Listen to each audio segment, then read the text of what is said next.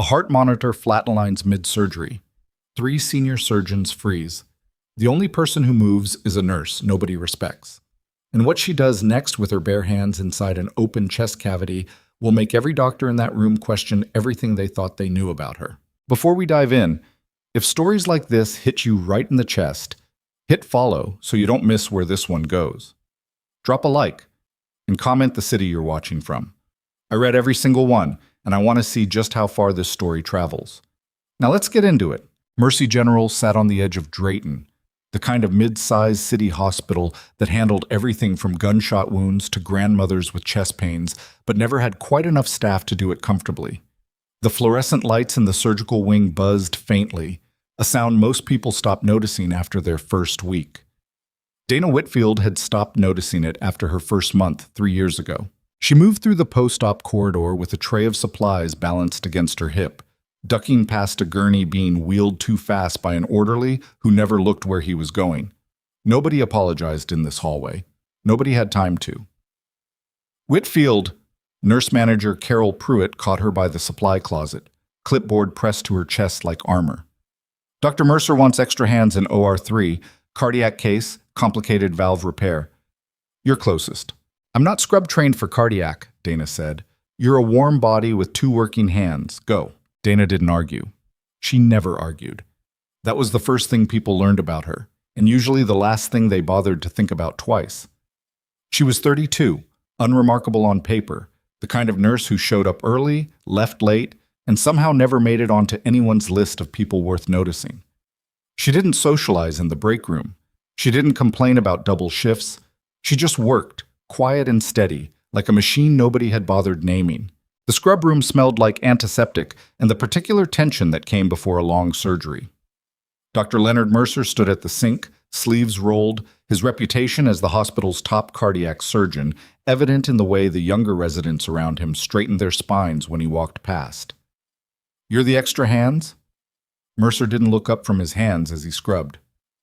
Dana Whitfield, floor nurse. Stay out of the way unless I tell you otherwise. Understood. He still hadn't looked at her. That was fine.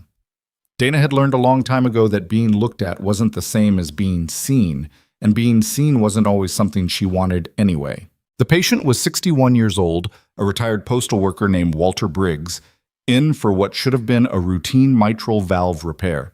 His wife had kissed his forehead in pre-op and told him she'd be in the waiting room with terrible coffee and the crossword. Walter had laughed. Surgeries like this had a success rate north of 95%. Nobody in that room expected anything to go wrong. For the first 40 minutes, nothing did. Dana stood near the instrument table, passing what she was told to pass, watching the rhythm of the procedure the way she watched everything, carefully, without comment. The anesthesiologist, a soft-spoken man named Dr. Iqbal, monitored vitals with the bored efficiency of someone who had done this 1,000 times. A resident named Foster kept glancing at Dana sideways, the way people glanced at furniture they hadn't expected to find in the room. Then the monitor's rhythm changed. It wasn't dramatic at first. A small hitch in the beep, a slight irregularity that most people in the room wouldn't have caught. Dana caught it. Her eyes flicked to the screen before anyone said a word. Pressure's dropping, Iqbal said, voice still even. Watch it. Mercer didn't pause his work. Give him a moment. It's probably reactive. It wasn't reactive. 30 seconds later, the line on the monitor went from irregular to erratic, and then, with a suddenness that sucked the air out of the room, it went flat. He's coding! Iqbal's voice cracked from professional calm into something closer to panic. He's in V-fib. No, he's flatlined. Get the paddles. The room exploded into motion that somehow felt like paralysis. Mercer's hands, a moment ago so confident, hesitated over the open chest cavity. Foster fumbled for the defibrillator, nearly knocking it off its cart. Another nurse dropped a tray of instruments, the clatter ringing obscenely loud against the sudden silence beneath the alarm. What did you do? Mercer's voice was sharp, accusatory, aimed at no one and everyone.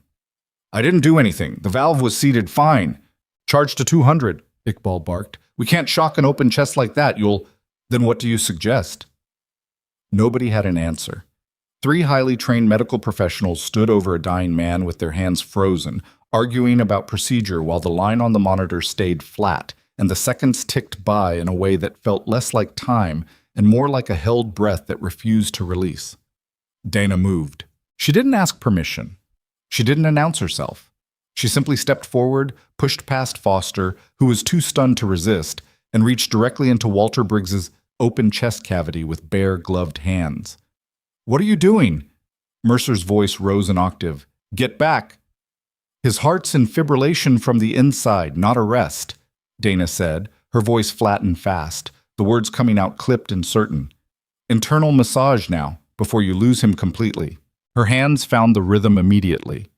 A careful, practiced compression of the heart muscle itself, direct and intimate in a way that made even Iqbal take an instinctive step back. She wasn't guessing. She wasn't hesitating. Every movement had the precision of something done 100 times before, in conditions far worse than a sterile operating room with bright lights and backup equipment within arm's reach. "Move," she said again, sharper this time, when Foster tried to get between her and the table. "I need room." Nobody moved her aside. Something in her voice made that impossible. 30 seconds. 40. The monitor stayed flat, an obscene flat green line that represented the worst sound in any hospital. Dana's jaw tightened, but her hands didn't slow. "Come on," she muttered, barely audible. "Don't you dare, Walter." At the 50-second mark, the line jumped. A single spike. Then another. Then a ragged but unmistakable rhythm returned to the monitor, the beeping resuming in a way that made the whole room exhale at once. Dana kept her hands steady for another 10 seconds before carefully withdrawing them, blood streaked up to her wrists, and stepped back as if she hadn't just done something that defied every protocol in the building. "Vitals stabilizing," Iqbal said, stunned. "Pressure's coming back up. He's holding." The operating room went silent in a different way now. Not panic silence. Something closer to disbelief. Mercer stared at Dana like he was seeing her for the first time, which, in every way that mattered, he was. "Where did you learn to do that?" Dana peeled off her bloodied gloves, her face unreadable. "Experience." "That's not an answer. It's the only one you're getting right now." She glanced at the monitor, at Walter Briggs's chest slowly rising and falling on its own rhythm again, and something in her shoulders relaxed by exactly 1 degree. "He needs to be closed up. I'd do that quickly if I were you." She left the OR without waiting to be dismissed. Foster stood frozen near the defibrillator cart for a long moment after she'd gone, looking at the door like it might explain something. "Did that just happen?" "Finish the closure, sir," Mercer snapped, voice tight, color slowly returning to a face that had gone pale during the worst of it. He wouldn't look at Iqbal. He definitely wouldn't look at the door Dana had walked through. Word moved through Mercy General faster than any official memo ever could. By the time Dana finished her shift and changed out of her scrubs, half the hospital had heard some version of the story. Most of them wrong, all of them stunned. The official version, the one that made it into Walter Briggs's chart, simply noted that supplemental intervention by nursing staff assisted in cardiac stabilization. The unofficial version, whispered in break rooms and nurses' stations, was far more dramatic, growing wilder with every retelling until somebody 2 floors up was claiming Dana had restarted the man's heart with her bare hands and no gloves at all. "She just reached in there?" a younger nurse named Priya asked, wide-eyed, as Dana grabbed her bag from her locker. "With her hands? Inside his chest?" "It needed to be done."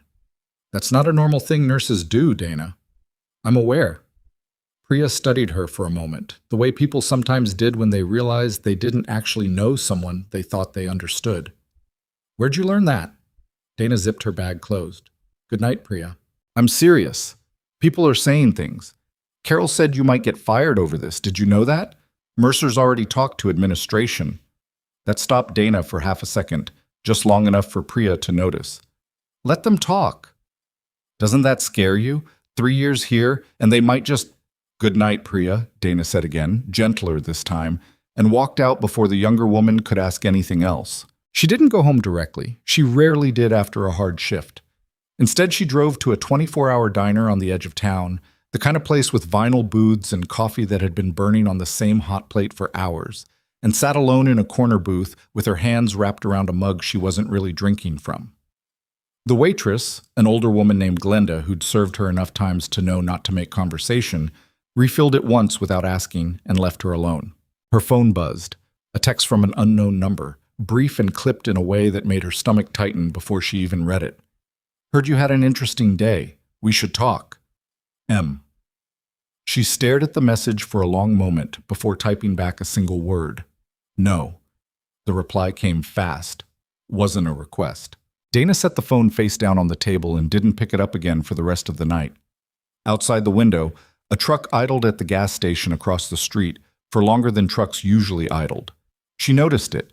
She noticed things like that now, old instincts that never fully switched off no matter how many years passed, no matter how many quiet shifts she worked trying to bury them. She told herself it was nothing. She'd told herself that before, about other things, and been wrong. The hospital administration, predictably, didn't see Dana's actions as heroism. Hospital boards rarely did when the alternative narrative, negligence, liability, a breach of surgical protocol, was so much easier to weaponize, especially when it came from someone with more letters after his name and more years of seniority behind him. Dr. Leonard Mercer requested a formal review the next morning, first thing, before he'd even had coffee, walking straight into the office of the hospital's chief of surgery, a sharp-eyed woman named Dr. Renata Holt. "I want to be clear," he told her, "that what happened in that OR was a serious breach of protocol. A floor nurse performed an invasive cardiac procedure without authorization, without sterile field control beyond the basics, and without my consent. She saved the patient's life," Holt said evenly, not looking up from the paperwork on her desk. "She got lucky.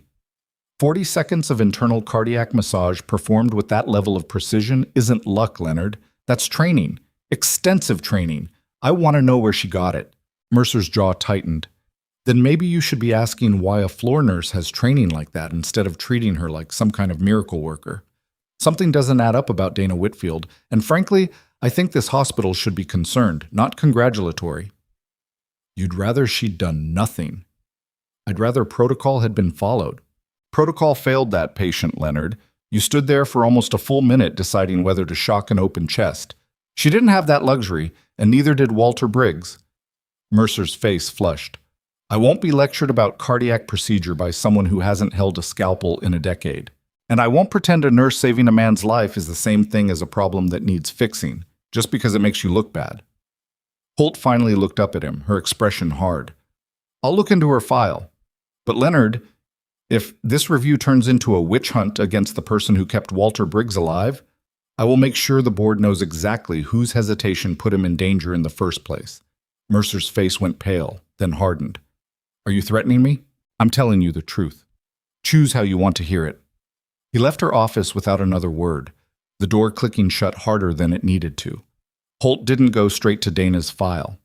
She went first to Walter Briggs's room, where the old man was sitting up in bed looking remarkably good for someone who had been clinically dead, by any reasonable definition, for almost a full minute the day before. Dr. Holt, Walter's wife, Carol Briggs, stood up from the chair beside the bed, smoothing her cardigan with nervous hands. "Is something wrong?" "No, nothing's wrong. I just wanted to check on Walter myself."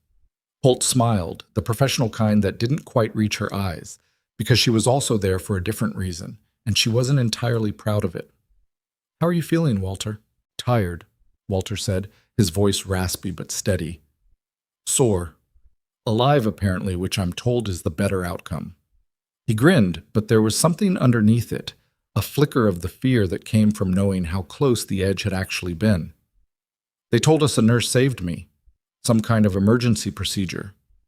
"That's right." "I want to thank her," Carol said, her eyes welling up before she could stop them. "Properly. Do you know her name?" "Dana Whitfield." Walter went quiet for a second, his brow furrowing like he was trying to place something just out of reach. "Funny.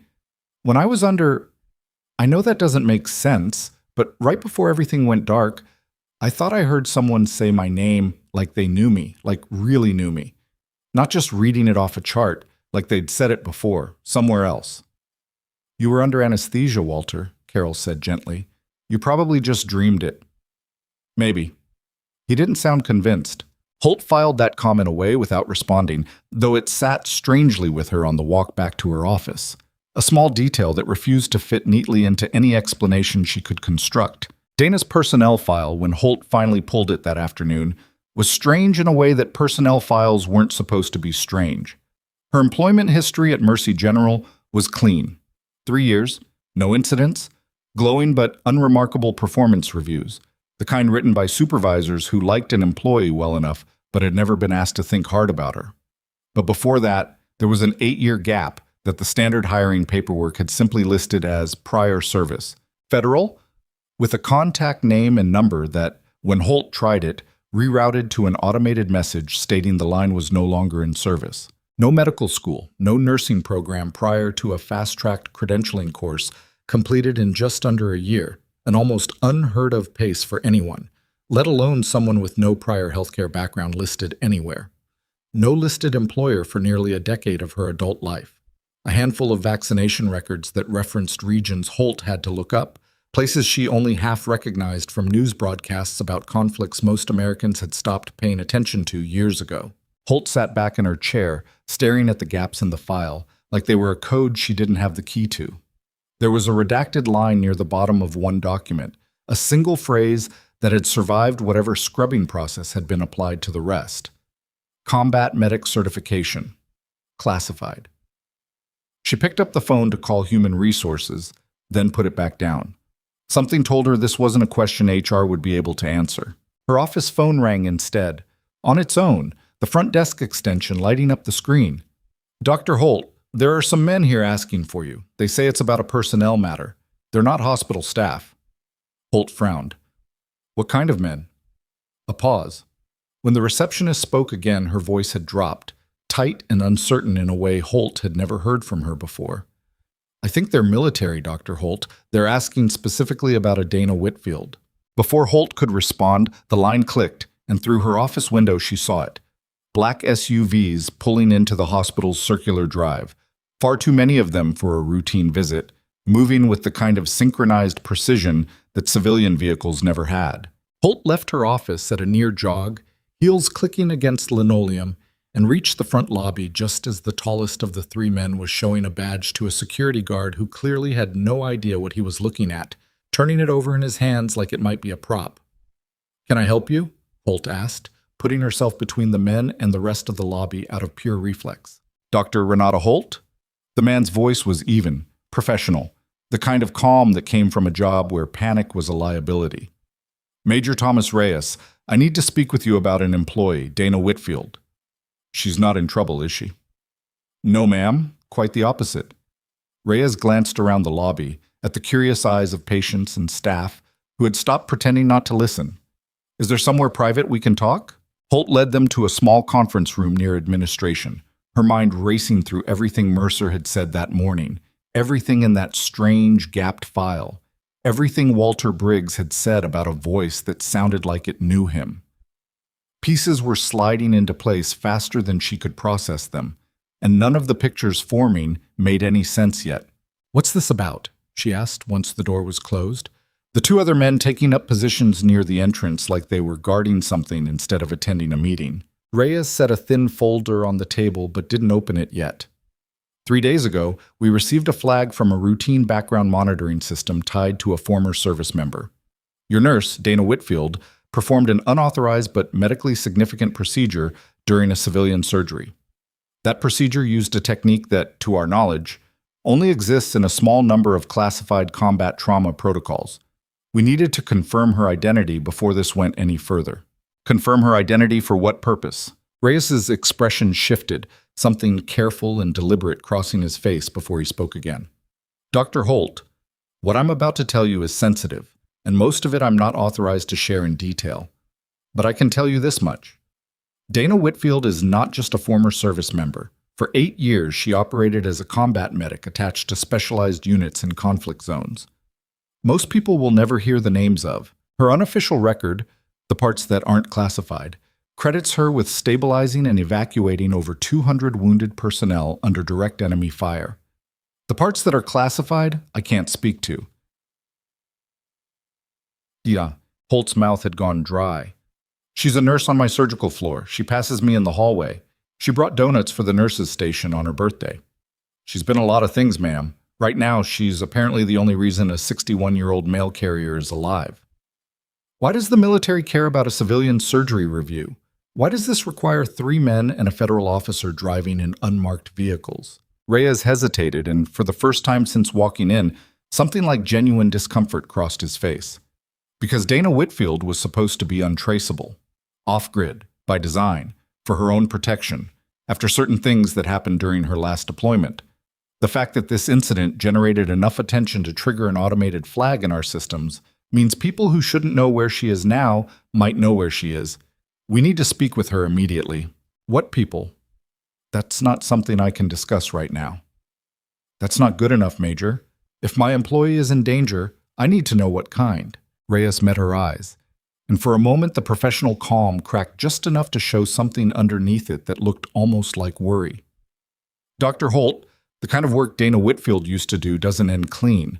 Some of the people she encountered overseas have long memories and longer reach. I'm not saying that's what this is. I'm saying I won't rule it out until I've spoken with her. A knock interrupted them. One of the other men in dark clothing leaned in, his voice low and urgent in a way that made the whole room go still. Major, we have a situation. Reyes stepped out into the hallway, and Holt followed despite not being invited, just in time to hear a burst of radio chatter crackle through the man's earpiece, words clipped and urgent, half swallowed by static. Explosion confirmed at the Drayton Federal Training Annex. Multiple casualties requesting immediate medical. Reyes's whole posture changed in an instant. The careful diplomacy gone, replaced by something harder and faster. A different version of the same man standing in front of Holt a second earlier. How many wounded? Unclear. Could be a dozen, could be more. First responders are already overwhelmed. Local hospitals are being notified now. They're bringing them here, Holt said, understanding hitting her like a physical blow, the floor seeming to tilt slightly under her feet. Mercy General is the closest Level 1 trauma center in the county. Reyes turned to her, and for the first time his eyes held something close to urgency bordering on fear. Dr. Holt, I need you to find Dana Whitfield right now. Whatever she said her name was when she walked through your doors, whatever quiet life she's been trying to build here, that's about to end in the next 20 minutes, and she's going to be the only person in this building who's actually ready for what's coming through those doors. You don't know that. I do, actually. I've seen her work. You haven't. Not yet. Holt was already moving toward the nurses' station, pulling up the shift schedule on the nearest computer with hands that weren't quite steady. Dana wasn't on shift. She'd clocked out hours ago. Holt grabbed the desk phone and dialed the only number she had for her, praying it would connect to someone who could explain what was about to happen instead of the automated dead end that so much of Dana's file had turned out to be. Across town, in the diner where she'd sat the night before staring at an unanswered text message, Dana Whitfield's phone buzzed again. This time, it wasn't a text. It was a call, and the number on the screen was one she hadn't seen in 3 years, one she'd hoped she would never see again, a number she'd deleted twice and somehow always remembered anyway. She stared at it ringing on the table for 3 full seconds before picking it up. Whitfield, the voice on the other end said, clipped and familiar in a way that sent a cold electric jolt straight through her spine. It was Colonel Marcus Hale, the man who'd signed her discharge papers personally and told her in private that the quietest thing she could do for her own safety was disappear completely. We've got a situation. I need you back in the game. Now. Dana closed her eyes, the sounds of the diner fading around her. The ordinary world she'd built for herself collapsing in the space of a single sentence. 3 years of trying to be nobody, undone by one phone call. I'm not that person anymore, she said quietly, her voice steadier than she felt. Tonight you are, Hale replied. No patience in his voice, no room for the conversation she wanted to have. There's been an explosion at the Federal Training Annex outside Drayton. Casualties are heavy, and the wounds aren't the kind your hospital's surgeons are equipped to handle fast enough. Get to Mercy General. They're going to need you there before they even know why. Marcus, I gave this up. I have a life here. People know me as someone else now. They're about to know you as exactly who you are, whether you like it or not. There's no time for the conversation you want to have, Dana. Lives are already running out the clock. The line went dead before she could respond. Dana sat frozen for a moment, staring at the blank screen of her phone, at her own reflection ghosted faintly across the glass. A woman who had spent 3 years convincing an entire town, an entire hospital, herself, that the person Marcus Hale was talking about no longer existed. She thought about the diner around her, the burnt coffee, the vinyl booth, the quiet, ordinary Tuesday she'd been trying to have. She thought about Walter Briggs's chest under her hands the day before, the way her body had simply known what to do before her mind had caught up, muscle memory from a life she'd buried so deep she'd half convinced herself it belonged to someone else. Outside, in the distance, she heard it before she fully registered what it was. The low, rising wail of sirens, more than one, converging from different directions toward the same place, growing louder by the second. She was already standing, already pulling on her jacket, already moving toward the door before she'd consciously decided to go anywhere at all. Behind her, Glenda called out, "You okay, honey?" Dana didn't answer. She was already gone, walking fast toward her car, toward Mercy General, toward whatever was about to come crashing through those emergency doors and tear her careful, quiet life apart at the seams. Because somewhere underneath the calm, competent nurse everyone at that hospital thought they knew, the woman Colonel Hale had just called back into existence was already running through triage protocols, already counting the minutes, already bracing for blood. She had no idea yet just how much worse the night was about to get, or how many of the people walking through those doors in the next hour would change the rest of her life, and theirs, forever. The drive to Mercy General took 11 minutes. Dana made it in 6. She ran 2 red lights on empty intersections and didn't slow down for either, her hands steady on the wheel in a way that felt almost wrong, given how fast everything else in her chest was moving. The hospital's emergency bay came into view before she expected it, already lit up like a stage, ambulances backed in at angles that suggested nobody had time to park them properly, gurneys being wheeled in faster than the automatic doors could keep up with. She parked badly, half on a curb, and was out of the car before the engine had fully stopped ticking. The chaos hit her the moment she crossed the threshold. Not the controlled chaos of a busy ER on an ordinary night, but something rawer, the kind of noise and motion that came from a system being asked to absorb more than it was built for in less time than it needed. A nurse was shouting for a crash cart. Someone else was yelling a name that didn't get an answer. Blood was already on the floor near the triage desk, smeared in long streaks where gurneys had rolled through it without anyone stopping to clean it up. Dr. Renata Holt spotted her first, pushing through a knot of panicked staff with a clipboard she wasn't even pretending to use anymore. "Whitfield. Thank God." "Don't," Dana said, already moving past her toward the nearest bay, eyes scanning triage like she was reading a language only she understood in this building. "Just tell me what we've got." Explosion at the training annex. They're saying a propane line, maybe an ordnance malfunction. Nobody's confirmed it yet. We've got 11 incoming, maybe more, blast trauma, shrapnel wounds, at least 2 with airway compromise. 3 surgeons on shift and they're already buried. Who's running triage? Nobody, really. It's falling apart. That was all Dana needed to hear. Something shifted behind her eyes, a visible change that Holt would think about for days afterward. The way a person's whole posture could rearrange itself in under a second when the right switch got flipped. Dana wasn't a floor nurse anymore. She hadn't been one since the moment her phone rang in that diner. "Get me color-coded tags, now. In Clear Bay 4, 5, and 6, I need open beds, not occupied ones." "Whitfield, you're not authorized to run triage. That's not your—" "Dr. Holt." Dana's voice didn't rise. It didn't need to. "In about 90 seconds, this hallway is going to be wall-to-wall casualties, and your 3 surgeons are going to be drowning. I can either stand here arguing about authorization, or I can keep people alive. Pick one." Holt picked one. Holt picked. The first wave came through the doors less than a minute later, paramedics shouting handoffs that blurred together into a wall of numbers and vitals nobody had time to fully process. Dana moved through it like she'd been doing this every day for years, instead of standing in an OR the day before pretending to be someone who hadn't. "This one's critical. Shrapnel to the abdomen. BP's dropping. Bay 6 now," Dana said, already moving to the next gurney before the paramedic finished the sentence. "You. Pressure on that wound, don't lift the dressing." She didn't wait to see if the instruction landed. She trusted it would. The second patient had burns across one side of his face and chest, conscious, screaming in a way that cut through the noise of the bay like a blade.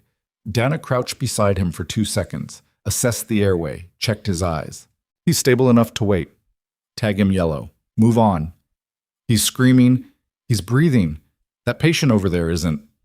Dana was already 3 steps away, pointing at a gurney where a young man, barely out of his 20s by the look of him, lay unnaturally still, his uniform torn and blackened, blood pooling faster than the dressing on his leg could absorb. She reached him in 4 strides and dropped to her knees beside the gurney, hands already moving before her mind had finished cataloging the wound. Femoral bleed deep, fast, the kind that killed in minutes if nobody acted. Tourniquet, high and tight, she said to the paramedic still hovering nearby, her voice flat and fast in the same register she'd used over Walter Briggs's open chest the day before. Don't argue with me about placement, just do it. He did it. The bleeding slowed, not stopped, but slowed enough. What's his name? Dana asked, glancing at his dog tags without waiting for an answer, reading the embossed letters herself. Sergeant Daniel Vasquez. Vasquez, stay with me. Eyes on me. His eyes fluttered, unfocused, his lips moving without sound. He needs surgery in the next 10 minutes or he loses the leg, maybe more, Dana said, standing, already scanning for the nearest available surgeon. Where's Mercer? Or 2. Already in with another patient, a passing nurse said. Then somebody page whoever's free, but because this man doesn't have time to wait for a queue. By the time the wave slowed to a trickle, nearly 40 minutes had passed, though it had felt to everyone in that bay. Like it might have been 4 hours or 4 minutes, time stretched and compressed in the strange way it always was during something like this. 11 patients had come through the doors. 2 were already in surgery. 1, an older instructor who'd been closest to the blast, hadn't made it past the bay despite everything 3 different teams had thrown at him. And Dana had been the one to call it, her voice flat and final in a way that made the room go quiet for exactly 3 seconds before the next emergency demanded everyone's attention again. She didn't have time to feel any of it yet. That would come later, in the parking lot, alone, the way it always did. What she did have time to notice eventually, in the lull between the first wave and whatever came next, was the way people were looking at her. Not the curious, gossiping looks from the day before, when she'd been a strange anomaly who'd reached into a man's chest cavity. Something different, something closer to recognition, though most of them couldn't have said what exactly they were recognizing. Dr. Iqbal found her near the supply closet, restocking a crash cart with hands that were finally starting to shake now that the adrenaline had nowhere left to go. You called every single triage decision correctly, he said, not quite a question. Every one. I checked behind you on 3 of them, just to be sure. You didn't miss anything. I got lucky. Nobody gets that lucky 11 times in 40 minutes. He studied her, the same way Priya had studied her the night before, except Iqbal's version came with none of the gossip, just a quiet, professional unease. Dana? What are you? She didn't answer that. She didn't get the chance to because the doors at the end of the bay opened again, and this time it wasn't paramedics rushing through them. It was soldiers, 4 of them, in tactical gear that had no business being inside a civilian hospital, moving with the kind of synchronized purpose that made every nurse and doctor in the bay instinctively step back. At their center walked a man Dana recognized instantly, even before she could fully process what his presence in this building meant. Colonel Marcus Hale, in person, not on the other end of a phone call, his face harder and older than the last time she'd seen him 3 years ago. Where's Sergeant Vasquez? He said to the room at large, his voice carrying the kind of authority that didn't need volume to be obeyed. In surgery, Iqbal answered, startled. Critical, but stable, last I heard. Hale's eyes found Dana across the bay, and something in his expression shifted, relief and something heavier underneath it. You're the one who tagged him for emergency surgery. I am. Then you saved his life twice tonight, once in the field 3 years ago, and once an hour ago without knowing it was him. The room went very still. Dana felt every eye in the bay swing toward her, the weight of attention she'd spent 3 years carefully avoiding landing on her all at once, impossible to deflect. You knew him, Holt said slowly, putting pieces together out loud the way people did when their brain hadn't quite caught up with what their mouth was saying. From before, whatever before means. Daniel Vasquez was 19 years old the first time I treated him, Dana said quietly, not looking at anyone in particular. IED strike. He lost most of his blood volume in under 3 minutes. I kept him alive long enough to get him to a surgical team 40 miles away by helicopter. She looked at Hale. I didn't recognize him tonight. Too much blood, too much burn damage. Too much burn. He recognized your hands, Hale said. Before he went under, he told the paramedic he thought he knew the nurse working on him, said it felt the same as it did the first time. Nobody in the bay said anything for a long moment. Mercer had appeared somewhere near the back of the crowd, drawn by the commotion, his face unreadable in a way that suggested he was recalculating something in real time and didn't like where the math was landing. "Colonel," Holt said carefully, "can someone explain what exactly is happening here? Because in the span of 24 hours, I've gone from reviewing a nurse for a protocol violation to standing in a hallway with active duty soldiers telling me she's some kind of legend." Hale's jaw tightened, the look of a man deciding how much truth a room could handle. "Dr. Holt, what you need to understand is that the woman standing in front of you spent 8 years as one of the most effective combat medics this country has ever fielded. She operated in conditions most trauma surgeons would refuse to work in. She is, without exaggeration, one of the reasons a significant number of soldiers from 3 different deployments are alive today to complain about their pensions. Then why is she working as a floor nurse in Drayton? Because 3 years ago, after an operation that I am not authorized to discuss, certain people developed a long memory regarding Dana Whitfield's involvement in a mission that ended very badly for them. For her own safety, she was advised to disappear, quietly, permanently, if possible." Hale's eyes flicked to Dana. "She did exactly that until yesterday, when a routine surgery turned into something that put her name back into systems we'd specifically scrubbed it from." Mercer's voice cut through the silence, sharp and a little too loud. "So you're telling me the nurse I reported for an unauthorized procedure is some kind of decorated war hero whose presence here is a national security concern?" "I'm telling you," Hale said, turning to face him fully for the first time, "that your report triggered a flag that may have just gotten her killed. Are you proud of that?" Mercer opened his mouth and closed it again, nothing coming out. "What do you mean, may have gotten her killed?" Dana said, her voice quiet but cutting through the room with an edge that made even the soldiers behind Hale shift their weight. Hale's expression didn't soften. "I mean exactly what I said.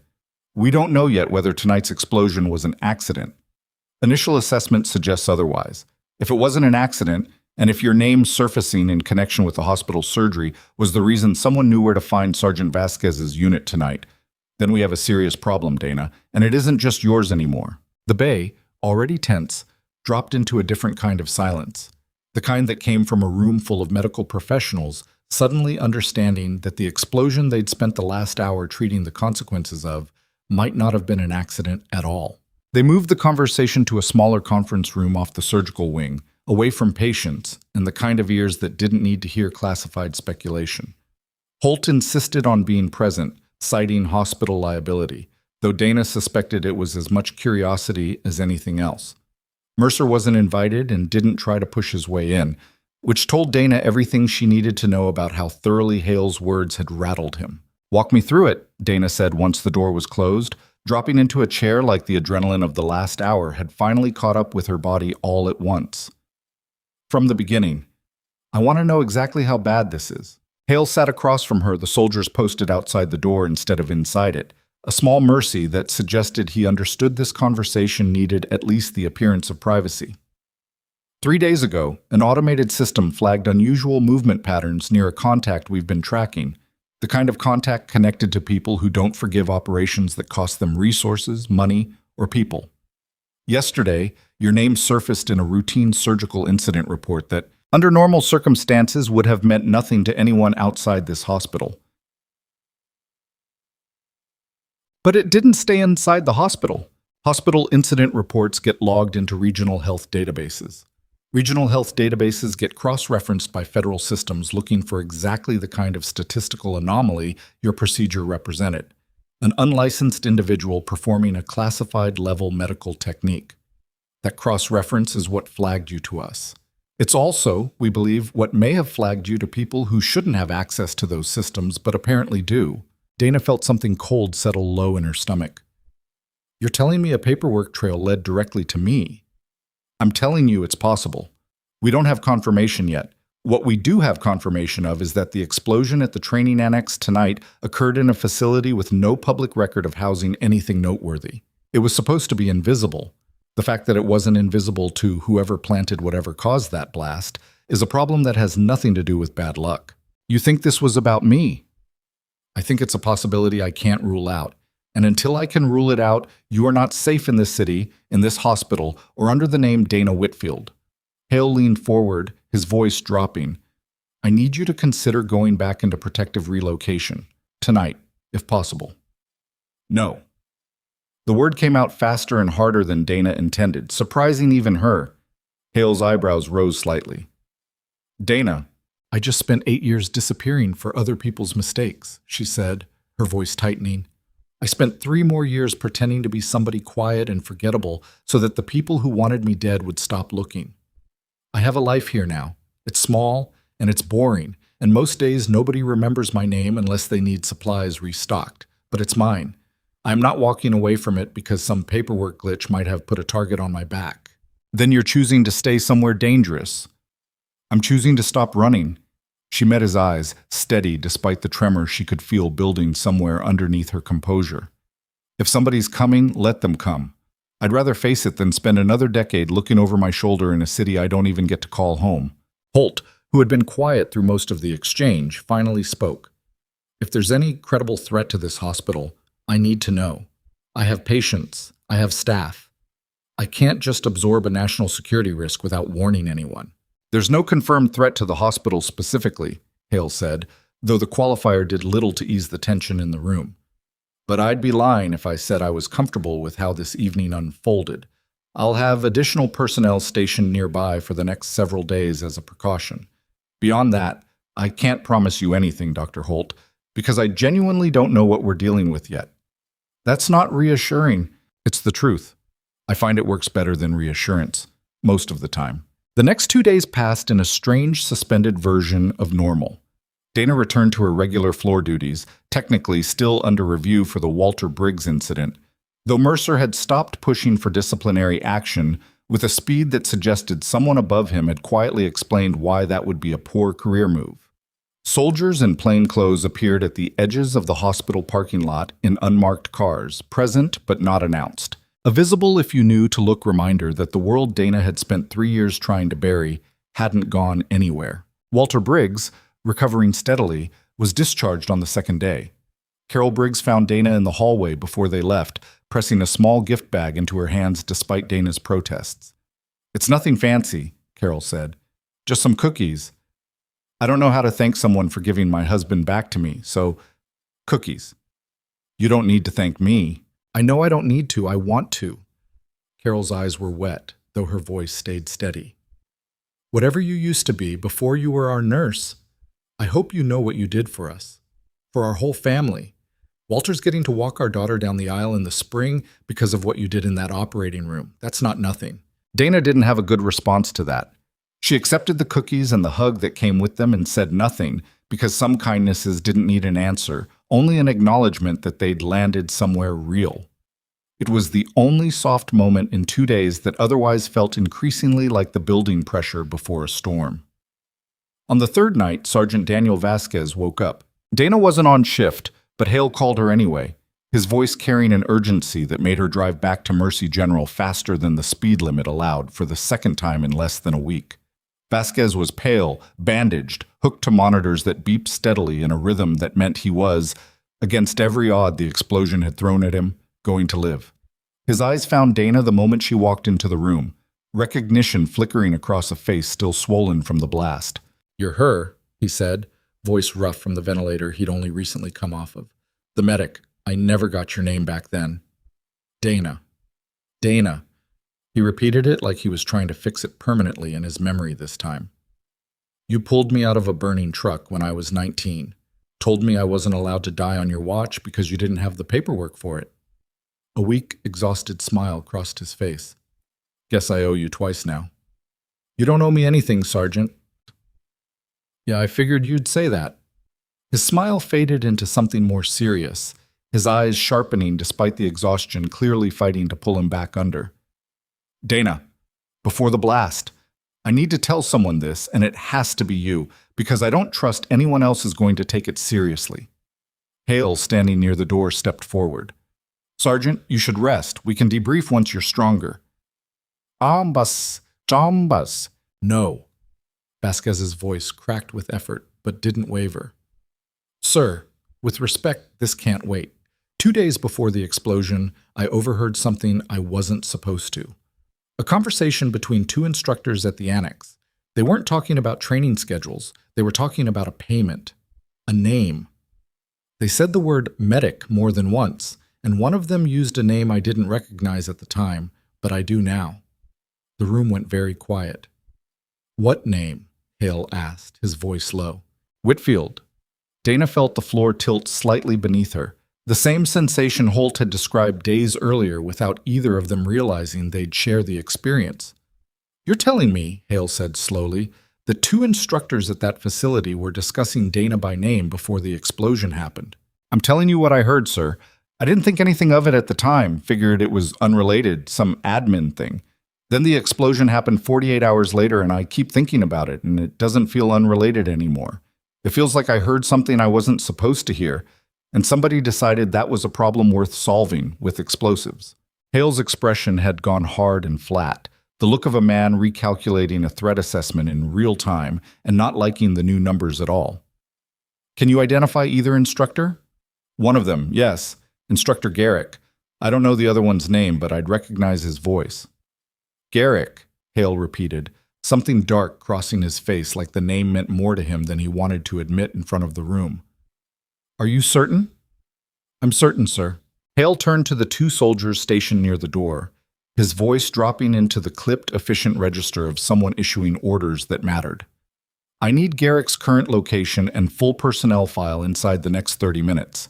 If he's still on base, detain him for questioning. If he's not, Dana said quietly, finishing the thought Hale clearly didn't want to say out loud in front of a recovering patient, then he already knows we're onto him, and he's not going to wait around to find out what happens next." Haley didn't argue with her. He didn't need to. He was already moving toward the door, phone pressed to his ear, voice low and urgent as he relayed instructions to someone Dana couldn't hear, leaving her standing in a hospital room with a wounded soldier she'd saved twice now, and a growing cold certainty that whatever had exploded at that training annex hadn't been an accident at all. It had been a message, aimed directly at her, and the man who'd sent it was very likely already gone. Garrick was gone. The news came back within the hour, delivered by one of Hale's men in a clipped businesslike tone that did nothing to soften how badly it landed. Instructor Wade Garrick had not reported for his shift that morning, had not answered calls to his personal cell, and his apartment, when checked, had been cleared out with a thoroughness that suggested either a man who'd planned his disappearance carefully or one who'd had help doing it fast. "He's been planning an exit for a while," Hale said, standing in the same conference room where this had all started, a tablet in his hand displaying personnel records that meant nothing to Dana beyond the photograph attached to them. An unremarkable man in his 40s, the kind of face that disappeared easily into a crowd. Bank accounts drained over the last 2 weeks, slow enough not to trigger automatic flags, but in hindsight obvious. He knew this was coming. Knew what was coming, Holt asked, arms crossed, standing near the door like she was bracing for whatever answer came next. Knew that whoever he was working with intended to use that explosion to send a message, and knew enough to get out before the dust settled and people started asking questions. Hale set the tablet down, rubbing a hand over his face in a rare display of visible exhaustion. Garrick wasn't important enough to be the architect of this. He was a conduit. Someone paid him or pressured him to plant the device and make sure it went off when the right people were present to witness the aftermath. "The right people meaning me," Dana said. "The right people meaning Vasquez's unit, which you'd treated before, which created exactly the kind of coincidence someone wanted on record. You showing up to treat him again in a civilian hospital under a different name? That's not the kind of thing that happens by accident in this line of work. Someone wanted you seen, wanted you confirmed." "Confirmed for what purpose?" Hale hesitated, and that hesitation told Dana more than whatever he said next possibly could. 3 years ago, the operation that put a target on your back wasn't just about you, he said finally. You were the medic attached to a unit that exposed a smuggling network moving weapons through routes that were supposed to be secure. The network lost a significant amount of money and a significant number of contacts that night. The people behind it have spent 3 years trying to identify and eliminate every individual connected to that operation. You were the last one they hadn't found. And now they have. And now they have. Hale's voice was grim. Which means this isn't over. If anything, it's just getting started, and the next move isn't going to come with a 30-day warning. Dana stood very still, processing the shape of what he was telling her. That the explosion, the casualties, Vasquez's near death, all of it had been engineered specifically to confirm her location and identity to people who had spent 3 years hunting her with patient, methodical precision. The cost of that confirmation had been measured in human bodies on stretchers, in a man she'd treated as a teenager nearly dying twice in the same lifetime. In a quiet life she'd built brick by careful brick now exposed and crumbling in real time. Then what do we do? Holt asked, the practical part of her brain apparently deciding someone needed to ask the obvious question before the silence stretched any longer. We protect the hospital, Hale said. We protect the staff. And we find out exactly who paid Garrick before they get the chance to finish what they started. He looked at Dana, something almost apologetic crossing his otherwise hardened expression. I know you said you weren't running anymore. I'm not asking you to run. I'm asking you to let me do my job protecting you while you keep doing yours. And if they come here, to the hospital, then we'll be ready, Hale said, though the confidence in his voice didn't quite mask the uncertainty underneath it. But Dana, I need you to understand something. The people behind this don't operate like the kind of threat civilians are used to imagining. They're patient, they're well-funded, and if Garrick was willing to detonate an explosive device at a federal facility just to confirm your identity, I have no reason to believe their next move will be smaller. Outside the conference room window, the parking lot lights flickered against a sky that had gone fully dark sometime during the last hour without anyone noticing. The ordinary rhythm of the hospital continuing below them, nurses changing shifts, ambulances idling, a world that had no idea how close it had just come to something far worse than an accidental explosion. Dana's phone buzzed in her pocket. She almost ignored it, given everything else demanding her attention, but some old instinct made her check it anyway. An unknown number. A single message sent with no name attached, no context, nothing but 4 words that turned the cold feeling in her stomach into something sharper, something closer to dread. We know where you are. She stared at the screen for a long moment before turning it toward Hale without a word, watching his expression shift from grim to something far more urgent as he read it, his hand already moving toward the radio clipped to his vest. Lock down the building, he said, voice suddenly sharp with command. Now. Nobody in or out until I say otherwise. Through the conference room window, Dana watched the parking lot lights flicker once, twice, and then go dark entirely, plunging the lot into a blackness that felt far too deliberate to be a coincidence. And somewhere beyond the edge of that darkness, she could swear she saw movement, slow and patient, exactly the kind of thing Hale had just warned her to expect. Hale's men moved fast, faster than Dana had seen civilian-adjacent security move in years, sweeping through the corridors with the kind of economy of motion that came from training, not adrenaline. The hospital's automatic doors locked with a hard mechanical clunk, the front desk's fluorescent overhead dimming as backup generators kicked the parking lot lights back on in a stuttering amber wash that did little to push back the dark beyond the fence line. Talk to me, Hale said into his radio, already moving toward the door, his voice flat and controlled in the way Dana recognized from years of watching commanders compartmentalize fear into function. Perimeter check now. Negative visual on the lot, sir. Cameras went dark with the lights. We're blind on the east side. Then get eyes on it manually. I want a man at every entrance in the next 90 seconds. Dana was already moving toward the supply closet near the surgical wing, pulling gauze, sutures, anything that could double as triage gear if this went the way she suspected it might. Holt caught her arm. What are you doing? Preparing, Dana said. If they're here for me, this stops being a security problem and starts being a medical one very fast. I'd rather be ready than useful too late. You think they're going to attack a hospital full of patients? I think people willing to blow up a federal training facility to confirm somebody's identity don't care who else is in the building when they come to finish the job. Dana's hands didn't stop moving as she spoke, methodical despite the tightness in her voice. Get whatever patients you can move to interior rooms, away from windows. Now, Renata, not in 10 minutes. Holt didn't argue this time. She was already turning, barking instructions into the nearest nurse's station phone, the practiced calm of a hospital administrator clicking into place over the fear Dana could see flickering behind her eyes. The lights in the parking lot steadied, amber and weak, throwing long shadows across rows of parked cars. Hale's men fanned out toward the perimeter, weapons low but ready, moving in pairs the way trained operators did when they didn't yet know what they were dealing with. Dana watched from the lobby window, every old instinct in her body screaming at the stillness outside, the particular kind of quiet that came right before something broke. "There," one of Hale's men said into his radio, voice sharp. "Movement. North fence line, 2 individuals, possibly 3. Description? Dark clothing, no visible insignia. They're not running, they're walking like they want us to see them." Dana's stomach dropped at that. People who wanted to be seen weren't scouting. They were sending a message, the same way the explosion had been a message, the same way the text on her phone had been a message. Confidence dressed up as intimidation. "Hold position," Hale ordered. "Do not engage unless they breach the fence line." For nearly 2 minutes, nothing happened. The figures stood at the edge of the lot's lighting, visible but indistinct, motionless in a way that felt deliberately unnerving. Then, without warning, they turned and walked back into the dark beyond the fence, unhurried, vanishing the way they'd appeared. "They're gone, sir." Hale's jaw tightened. "They weren't here to attack tonight. They were here to confirm she's still in the building." He turned to Dana, something grim settling into his expression. "This was reconnaissance, a demonstration. They want you to know they can reach you whenever they decide to." Then why didn't they? Because professionals don't waste an opportunity by rushing it. They're building a picture, security response time, building layout, how many people would need to be neutralized to get to you cleanly. Tonight was them gathering that picture. Hale's voice was hard. "Which means the next visit won't be a walk along a fence line."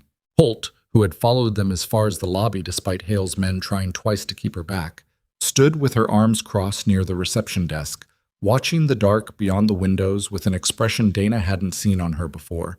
Not fear exactly, but the particular unease of someone realizing the rules governing her building, her staff, her patients had just changed without her consent. "How long does this go on?" Holt asked quietly. "Realistically, days? Weeks? I won't pretend I know," Hale admitted. "Men like this don't operate on a schedule anyone else gets to see. Could be tomorrow, could be next month after they're confident we've relaxed. I have 200 patients in this building tonight, Colonel. None of them signed up to be collateral in whatever this is." "I'm aware of that, Dr. Holt. Believe me."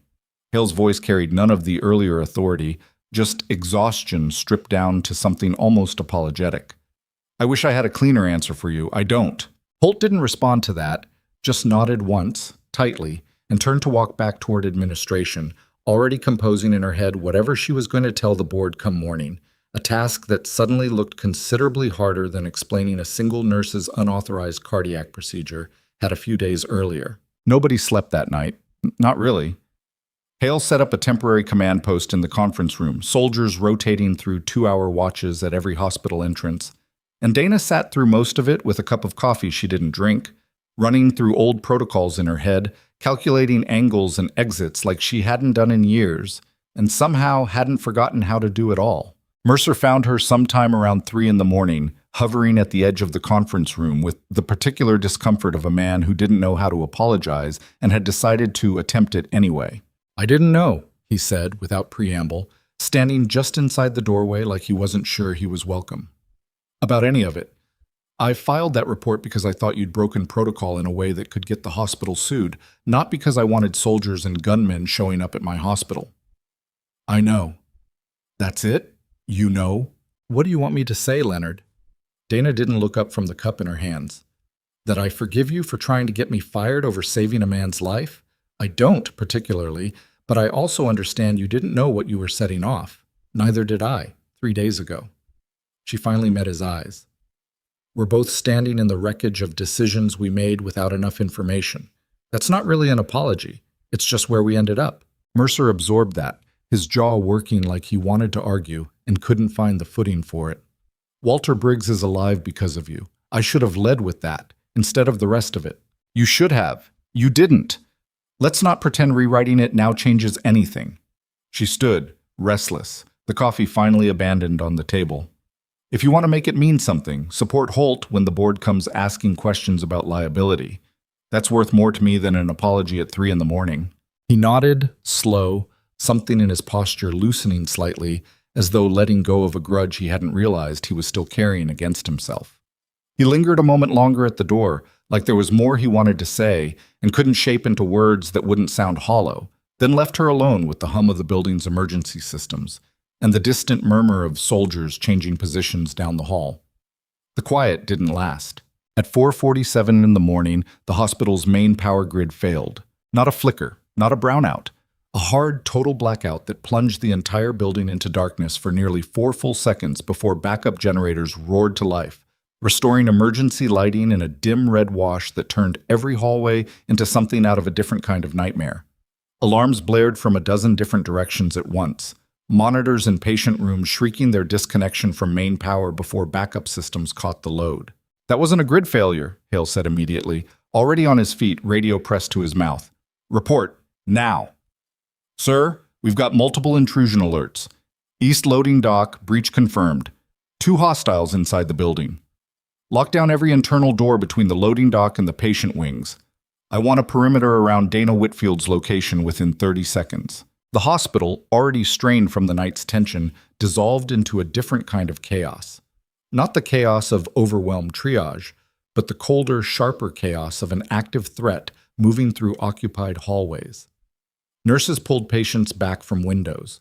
A code call went out over the intercom in language deliberately vague enough not to cause mass panic, though anyone paying attention could read between the careful wording. "This way," Hale said, grabbing Dana's arm and pulling her toward the interior stairwell, away from windows, away from the loading dock side of the building. 2 of his soldiers fell in alongside them, weapons raised but controlled. "We move to the secure wing, now." "What about the patients on this floor?" "My men are already clearing them to interior rooms. That's not your job right now."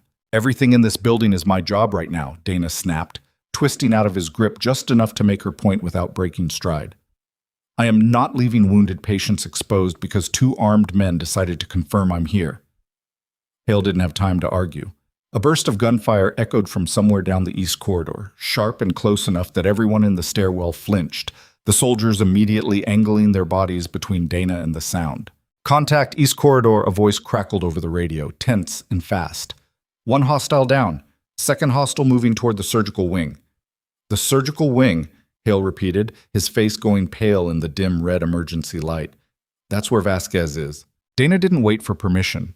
She was already moving, pushing past the soldier nearest her, sprinting down the stairwell toward the floor below, with a speed that made Hale shout after her, his voice swallowed by the alarm still blaring overhead. The surgical wing was in chaos by the time Dana reached it. Nurses pressed flat against walls. A security guard down near the nurses' station with a wound to his shoulder that, even from a distance, Dana could see wasn't immediately fatal, but needed pressure fast. She dropped beside him without slowing, hands finding the wound through instinct alone. "Pressure here," she said to a nurse frozen nearby, grabbing the woman's hand and physically placing it over the wound. "Hold this. Don't let go no matter what you hear." The nurse nodded, too shaken to speak, but her hands held firm. Dana moved deeper into the wing, toward Vasquez's room. Every sense sharpened in a way that felt less like fear and more like a switch flipping back to a setting she'd spent 3 years trying to forget she had. She heard the second contact before she saw it. A single gunshot, close, followed immediately by a man's voice barking something low and urgent. She reached the doorway of Vasquez's room just as the intruder, a tall man in dark tactical gear, with no visible insignia, leveled a weapon at the bed where Vasquez lay too weak to defend himself, IV lines tangled around an arm that could barely lift. "Don't," Dana said, sharp and immediate, stepping fully into the doorway, her hands raised but her voice carrying none of the panic the gesture might have suggested. "He's not who you want." The man's head snapped toward her, weapon shifting fractionally, just enough to register her presence as a more immediate threat than a wounded soldier strapped to monitors. "Whitfield," he said, and the way he said it confirmed everything Hale had warned her about. Recognition, confirmation, the specific cold satisfaction of a man finding exactly what he'd been sent to find. "You're a hard woman to track down, and you're bad at your job if cornering a wounded man in a hospital bed is the best plan you've got. This isn't about him. He's just leverage, in case you didn't show up fast enough." The man's weapon swung fully toward her now, steady, practiced. "You're the target. Always were." Dana's mind raced through options with the same cold clarity she'd used over Walter Briggs's open chest, over Vasquez's femoral bleed in the triage bay, except this time the stakes weren't a flatlined heart. They were a gun pointed directly at her chest in a hospital room with nowhere to retreat. "Then take the shot," she said, voice flat, daring him in a way that made even Vasquez's eyes widen from the bed. "Or are you waiting for orders too, same as Garrick was?" Something flickered across the man's face at the mention of Garrick's name, a hesitation that lasted less than a second, but was long enough for the soldiers behind Dana to close the distance, weapons raised, the corridor suddenly filled with shouted commands. "Drop it! Drop it now!" The intruder's eyes flicked between Dana and the soldiers flooding the doorway, calculating odds that had just shifted dramatically against him. For a moment, nobody moved, the room frozen in a standoff that felt like it stretched far longer than the actual seconds it occupied. Then he fired, not at Dana. At the soldier closest to the door, a quick, desperate shot meant to create an opening rather than kill cleanly, and in the chaos that followed, shouting, "Return fire," the soldier crumpling against the doorframe with a wound to his thigh, the intruder used the half-second of confusion to throw himself through the window behind Vasquez's bed, glass shattering outward in a violent spray as he dropped to the loading dock roof below and disappeared into the dark. "Go! Go! Go!" Hale's voice cut through the chaos as he arrived seconds too late, soldiers already scrambling toward the broken window, weapons raised toward a target that had already vanished into the night. Dana was on her knees beside the wounded soldier before anyone told her to be, hands already working, assessing the thigh wound with the same brutal efficiency she'd shown all night. "It's not arterial," she said, more to herself than anyone listening. "Pressure now. Somebody get me a dressing." A nurse appeared at her side instantly, supplies already in hand, the rhythm of the hospital reasserting itself even in the middle of an active threat. Dana worked fast, hands steady despite the adrenaline screaming through every part of her body, until the bleeding slowed to something manageable and the soldier's breathing evened out enough to confirm he wasn't going to bleed out on a hospital floor that had already seen too much blood in too short a time. "He's stable," she said finally, sitting back on her heels, breath ragged for the first time all night. "Get him to OR2. Hale crouched beside her, his face a mixture of relief and barely controlled fury. "You could have died in that doorway." "I didn't." "That's not the same thing as being safe, Dana. Nothing about tonight has been safe, Marcus."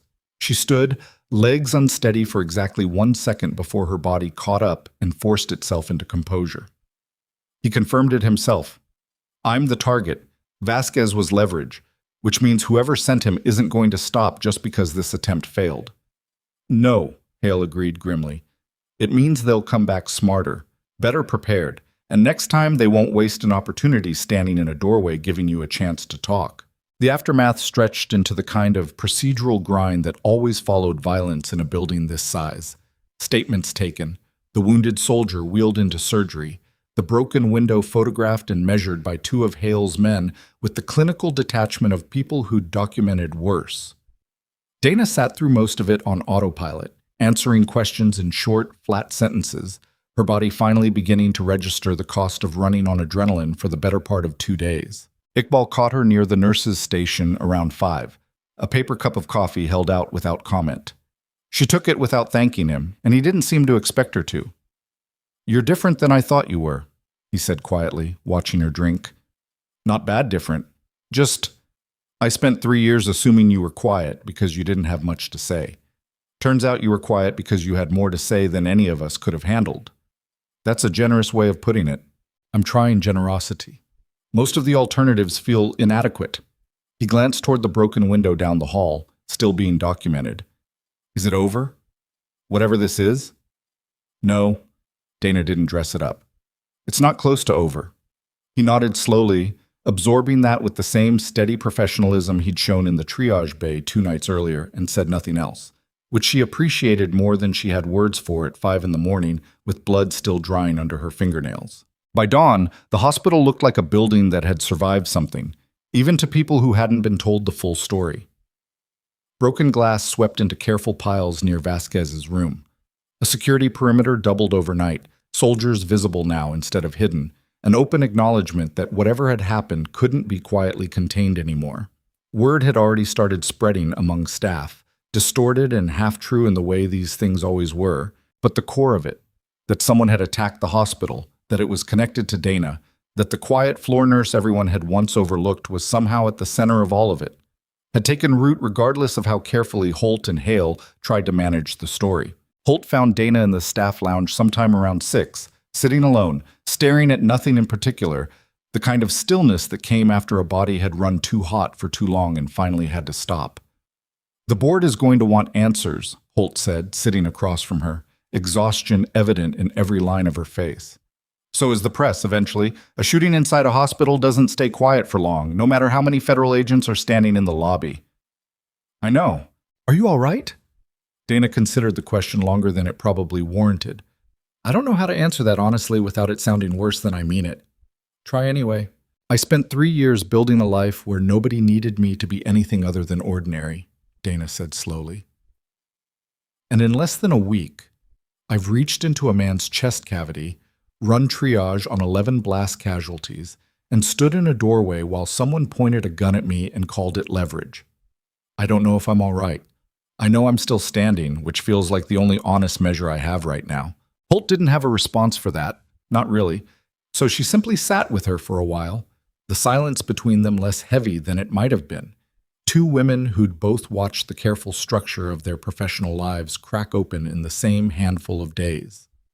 Hale found them there 20 minutes later, his expression carrying the particular weight of a man bringing news he didn't want to deliver. "We pulled prints off the broken window frame," he said without sitting. "Ran them against every database we have access to. Got a hit. And his name's Bryce Calloway, former private contractor, dishonorably discharged from military service 11 years ago for conduct violations during an overseas deployment.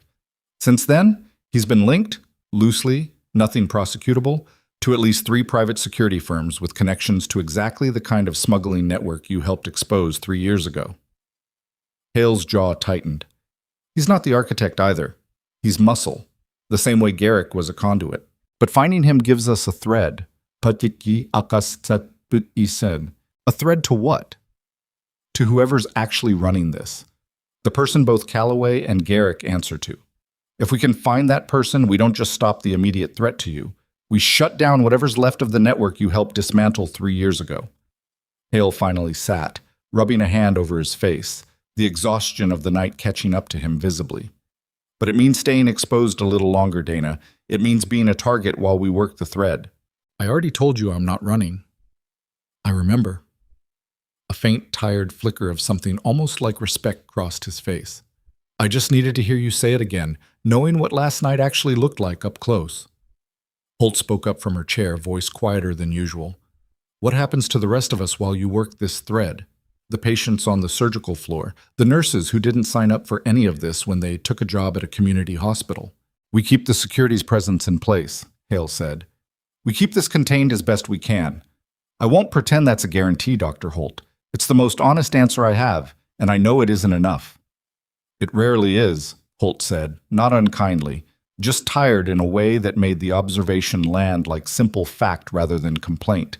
Before Dana could respond, the lounge door opened sharply, one of Hale's soldiers stepping in fast enough that everyone in the room straightened immediately, old instincts firing before words were even spoken.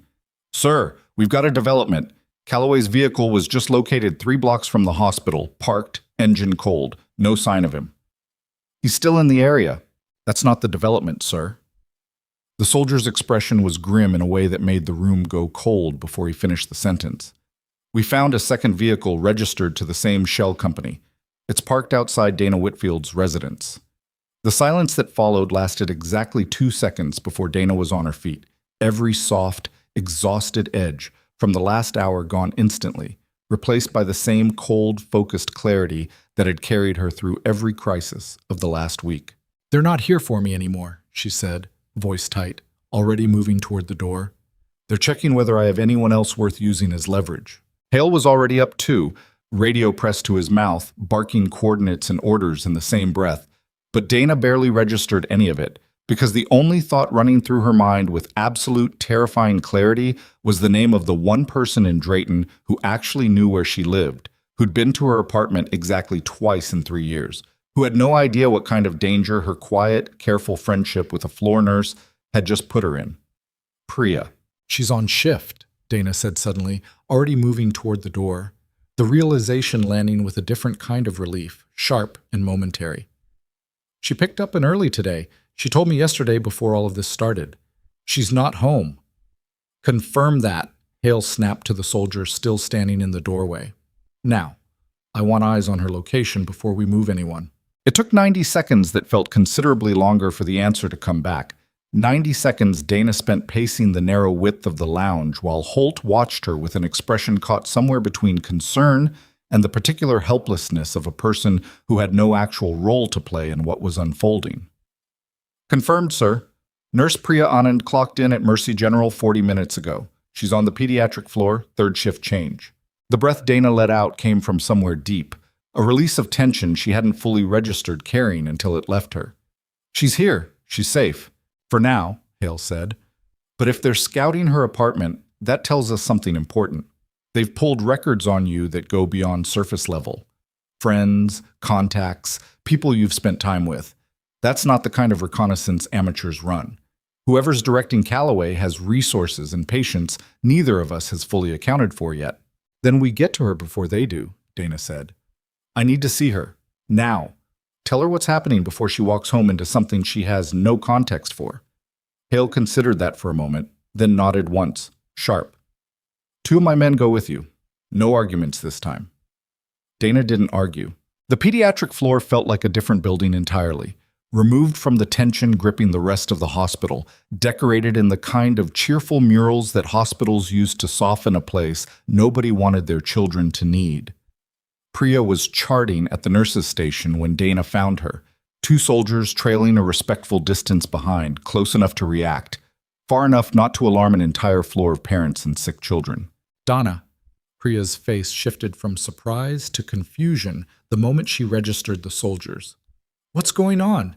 People are saying there was a shooting last night. Is that true? Are you okay? I need to talk to you, somewhere private.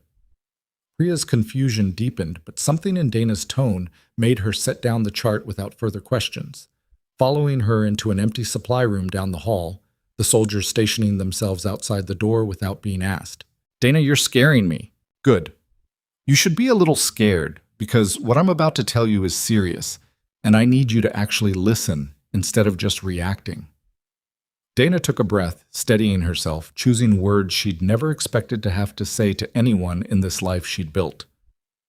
3 years ago, before I came to Drayton, I wasn't a nurse. I was a combat medic, attached to military units overseas. I was involved in an operation that exposed people who move weapons illegally, people with money and resources who don't forgive being exposed.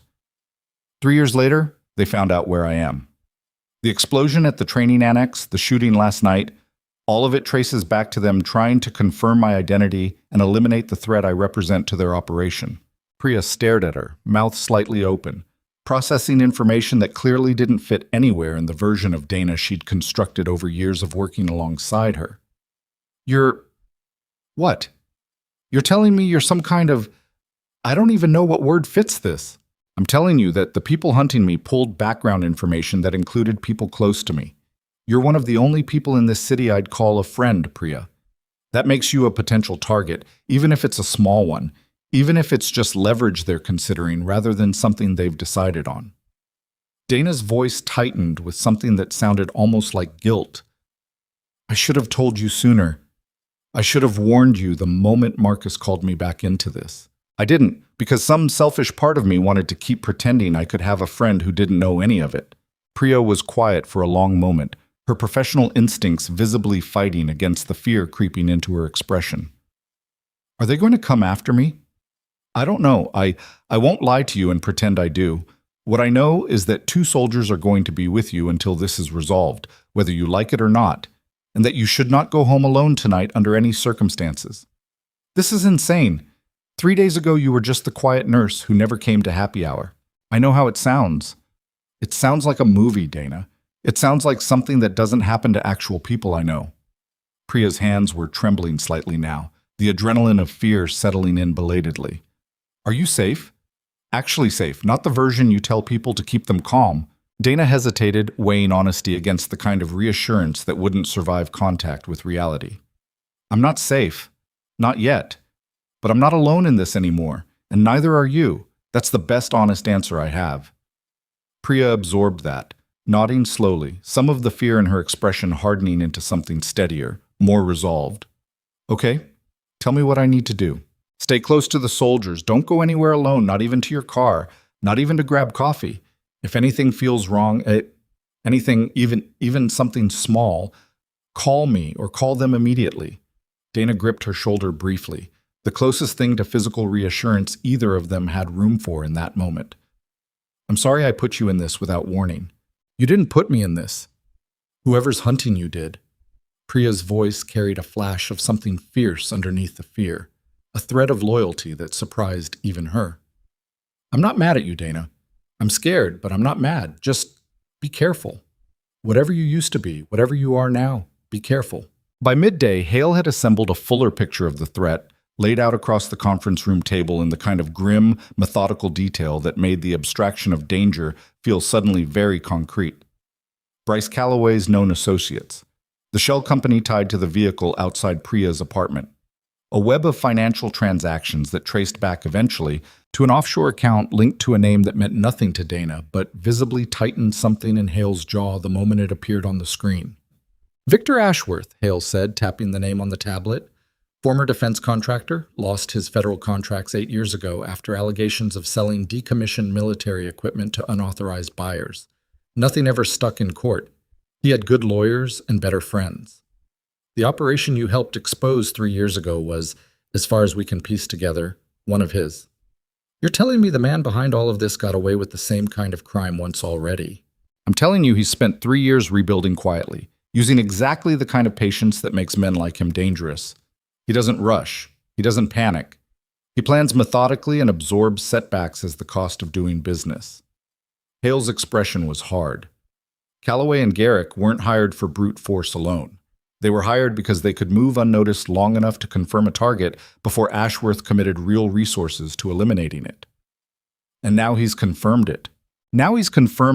Which means the next move isn't reconnaissance, it's resolution. He'll want this finished cleanly, quietly, in a way that doesn't draw the kind of federal attention that cost him his contracts the first time. Hale looked at her directly. Which means whatever happens next probably won't happen inside a building full of witnesses and soldiers. He'll want you isolated. Dana absorbed that, the cold, clinical logic of it settling into her chest like a stone. Then he'll try to draw me out. That's my read, yes. How? Hale's hesitation answered the question before he said anything at all, and when he finally spoke, his voice carried the particular weight of a man delivering information he knew would land hard. Men like Ashworth don't threaten the target directly when the target has proven this resistant to fear. They threaten what the target won't risk losing. His eyes flicked, almost involuntarily, toward the door Priya had walked through hours earlier. Or who? The implication settled over the room like something physical, and Dana felt the careful composure she'd maintained through every crisis of the last week begin to fracture along a different fault line entirely. Not fear for herself, which she'd learned to manage years ago in places far worse than Drayton, but fear for someone whose only crime had been bringing her donuts on her birthday and asking too many honest questions in a hospital locker room. Then we move her somewhere secure. Now. Tonight. Already in motion, Hale said. But Dana, I need you to understand something, and I need you to actually hear it instead of just nodding through it the way you've been doing with every warning I've given you this week. If Ashworth decides Priya is the lever he needs to pull, he's not going to wait for a convenient moment. He'll move the instant he identifies an opportunity, and we may not get the kind of warning we got last night.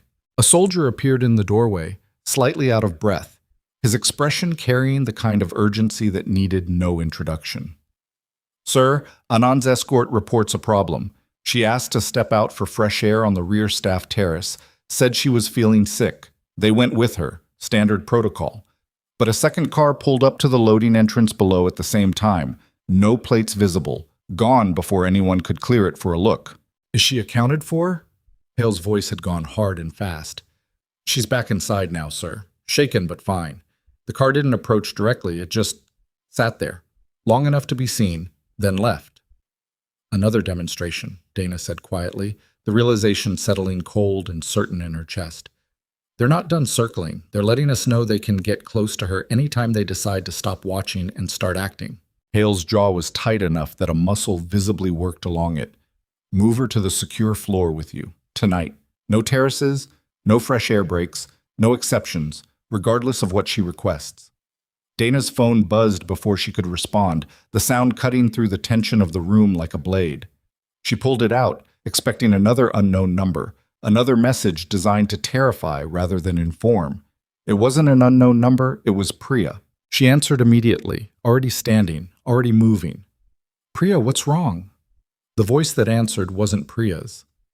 "Dana Whitfield," the voice said, calm and measured in a way that made every hair on Dana's arms rise at once, an unfamiliar male voice carrying the particular confidence of someone who already believed they'd won. "We have your friend. She's unharmed, for now. Whether that continues depends entirely on how the next hour unfolds." The room around Dana went silent and sharp all at once. Hale already moving toward the door, soldiers scrambling into motion at his signal, but Dana barely registered any of it, her entire focus narrowing down to the voice on the other end of the line and the cold, deliberate calculation underneath every word he spoke. "Where is she?" Dana said, her voice steadier than she felt. The same flat, controlled register she'd used over Walter Briggs's open chest, over Vasquez's femoral bleed, except this time the only thing she could save sat entirely outside her hands. "That depends on you, Ms. Whitfield. Or, should I say, Sergeant. I understand that's closer to the truth." A faint, unhurried pause. "Come alone. Come now. And perhaps your friend gets to go home tonight after all." The line went dead before Dana could respond, the silence that followed louder than any alarm the hospital had sounded all night. And as Hale turned to her with a face carved from barely controlled fury, Dana realized with absolute sinking clarity that the choice in front of her had only one answer she could live with. And it was the one answer Hale would do everything in his power to stop her from making. "You're not going alone," Hale said, already pulling up a map on the tablet, his hand steadier than his voice. "Whatever he thinks he's arranged, you walking into it without backup isn't bravery, it's a second hostage." He said alone. He also said you're a hard woman to track down. Before one of his men put a gun on a wounded soldier in a hospital bed. People like Ashworth lie the way other people breathe, Dana. If you go in there trusting a single word of what he told you, you're already losing. I'm not trusting him. I'm using the only leverage I have, which is showing up. Dana's voice had gone flat and fast. The register Hale recognized from 3 years ago, the one that meant arguing further was wasted breath. "Priya doesn't know any of this world.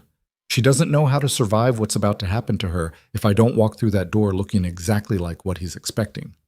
Then let me walk through it differently. Let my men get close before you ever arrive. And if he's got eyes on every approach? If the first sign of a tactical team is the last thing Priya sees?" Dana shook her head. "He wants me confirmed and isolated." "Fine. I'll give him confirmed. I won't give him isolated, not completely. But it has to look like I did, or none of this works." Hale studied her for a long moment, the calculation behind his eyes visibly warring with the protective instinct underneath it. "What's the plan then? Because I'm not letting you go in there with nothing but good intentions." Dana exhaled, some of the tension finally finding an outlet in motion instead of argument. "Comm wire small enough to pass a pat down. You stage 2 teams a half-mile out in opposite directions. No closer, no lights, no movement, until I give a signal. If this goes the way I think it will, Ashworth wants a conversation before anything else happens. Men like him don't go through this much trouble just to shoot someone in a parking lot. He wants to look at me. He wants to know I understand exactly how thoroughly he won. That's a guess. It's an educated one built on 8 years of watching men like him operate." She met his eyes. "I've survived worse odds with worse information, Marcus. Give me the wire and the half mile, and trust that I know what I'm doing better than you trust your own instinct to charge in first." It took another 20 minutes of argument, compressed into the kind of clipped, efficient back and forth that came from 2 people who respected each other too much to waste time on anything but the essential disagreements. Holt, who had stayed in the conference room through most of it, finally spoke up from where she'd been sitting quietly with her arms crossed. "If something goes wrong tonight," Holt said, "this hospital is going to be cleaning up the consequences either way. I'd rather clean up consequences from a plan with backup than from one without it." "That's not exactly a vote of confidence," Dana said. It's not meant to be one. It's meant to be honest. Holt's expression didn't soften. I've watched you make good calls under worse pressure than this twice in 1 week. I'm inclined to trust your instincts here, too, even though every part of me wants to tell you not to go. Haley exhaled, long and slow, the particular sound of a man conceding ground he hadn't wanted to give. Fine. The wire, the half-mile, the silent approach. But the second I hear anything that sounds like it's turning lethal, my teams move regardless of what signal you have or haven't given. I won't sit on a half-mile of distance listening to you die because we agreed on a number that stopped making sense. Understood. In the end, Hale relented, not because he'd been convinced it was entirely safe, but because he understood, in the particular way only someone who'd served alongside her could understand, that Dana Whitfield had made peace with risk in a way few people ever managed, and that trying to take the choice away from her now would cost more than it saved. The address came through 20 minutes later, relayed by the same calm, unhurried voice that had delivered the original ultimatum. An abandoned distribution warehouse on the industrial edge of Drayton, the kind of place that existed in every American city, half forgotten, fenced, exactly the sort of location that offered isolation without drawing attention. Dana dressed in silence, the comm wire taped flat against her ribs under a plain shirt, her hands steady in a way that surprised even her given everything underneath the surface screaming otherwise.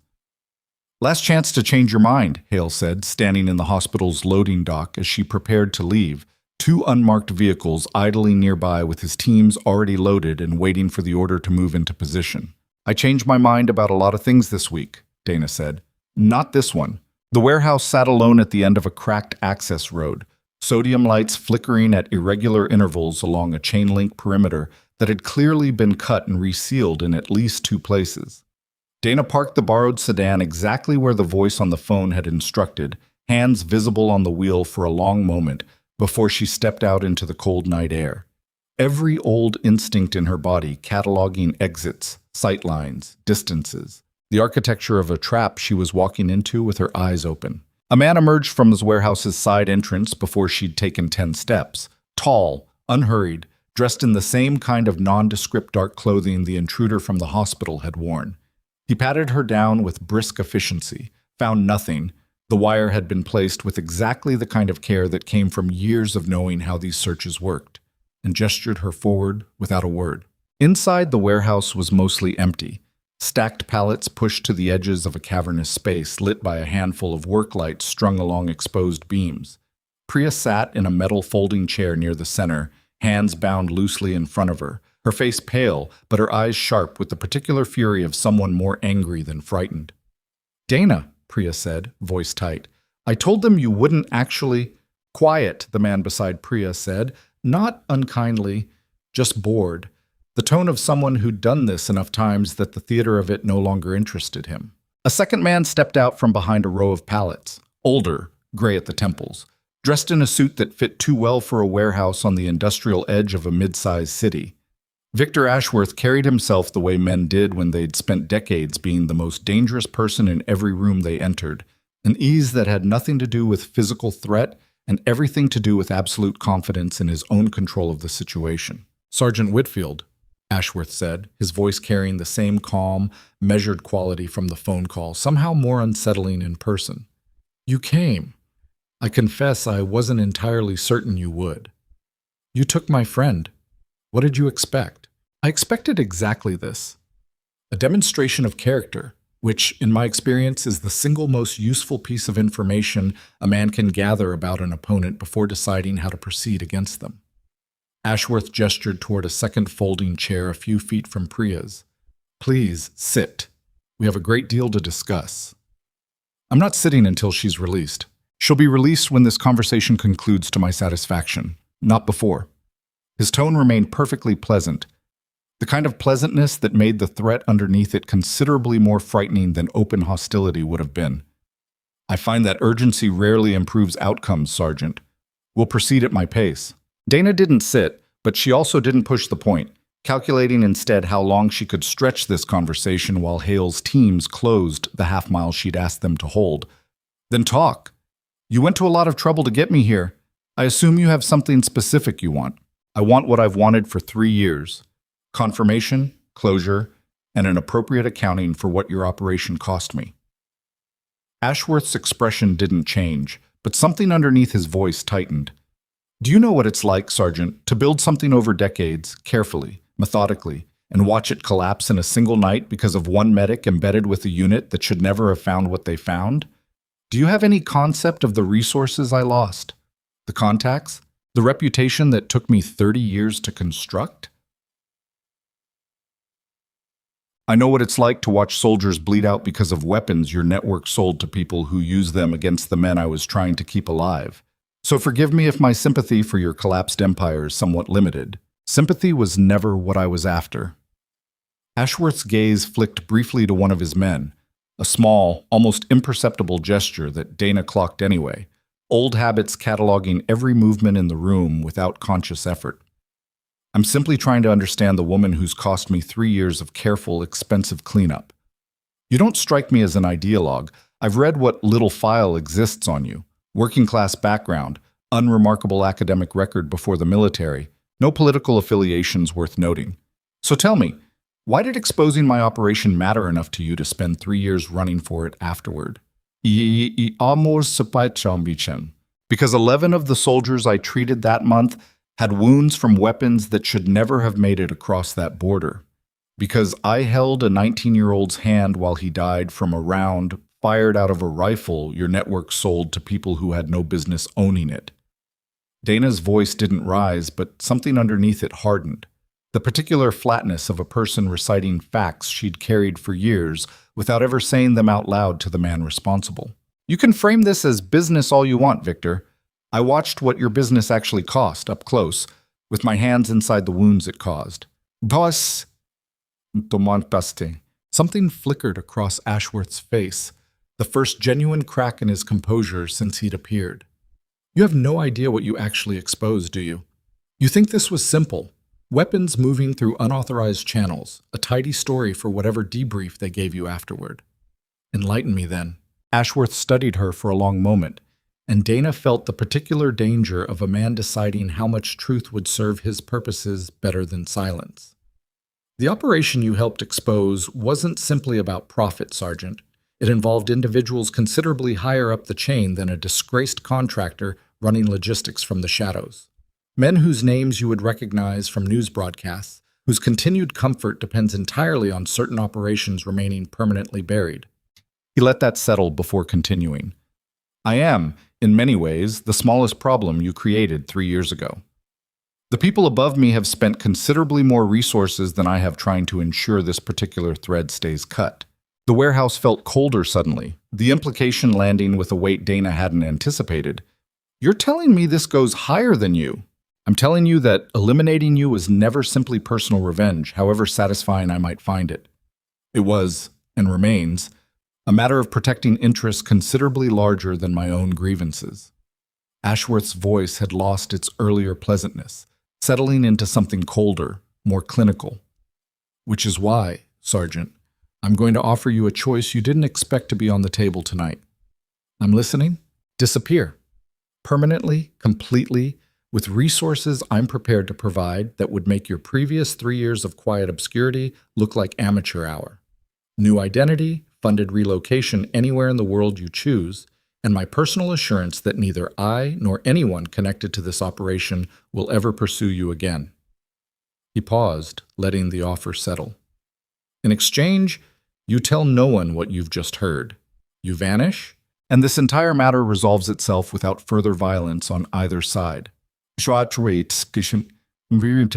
Dana's mind raced through the offer, the strategic value of it, the obvious trap embedded somewhere in its generosity. "And if I refuse?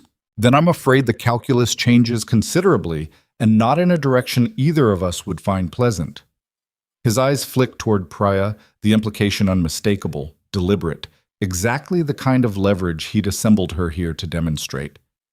"I'd hate for tonight's resolution to involve more bloodshed than strictly necessary, Sergeant, but I assure you I will not hesitate if you force my hand."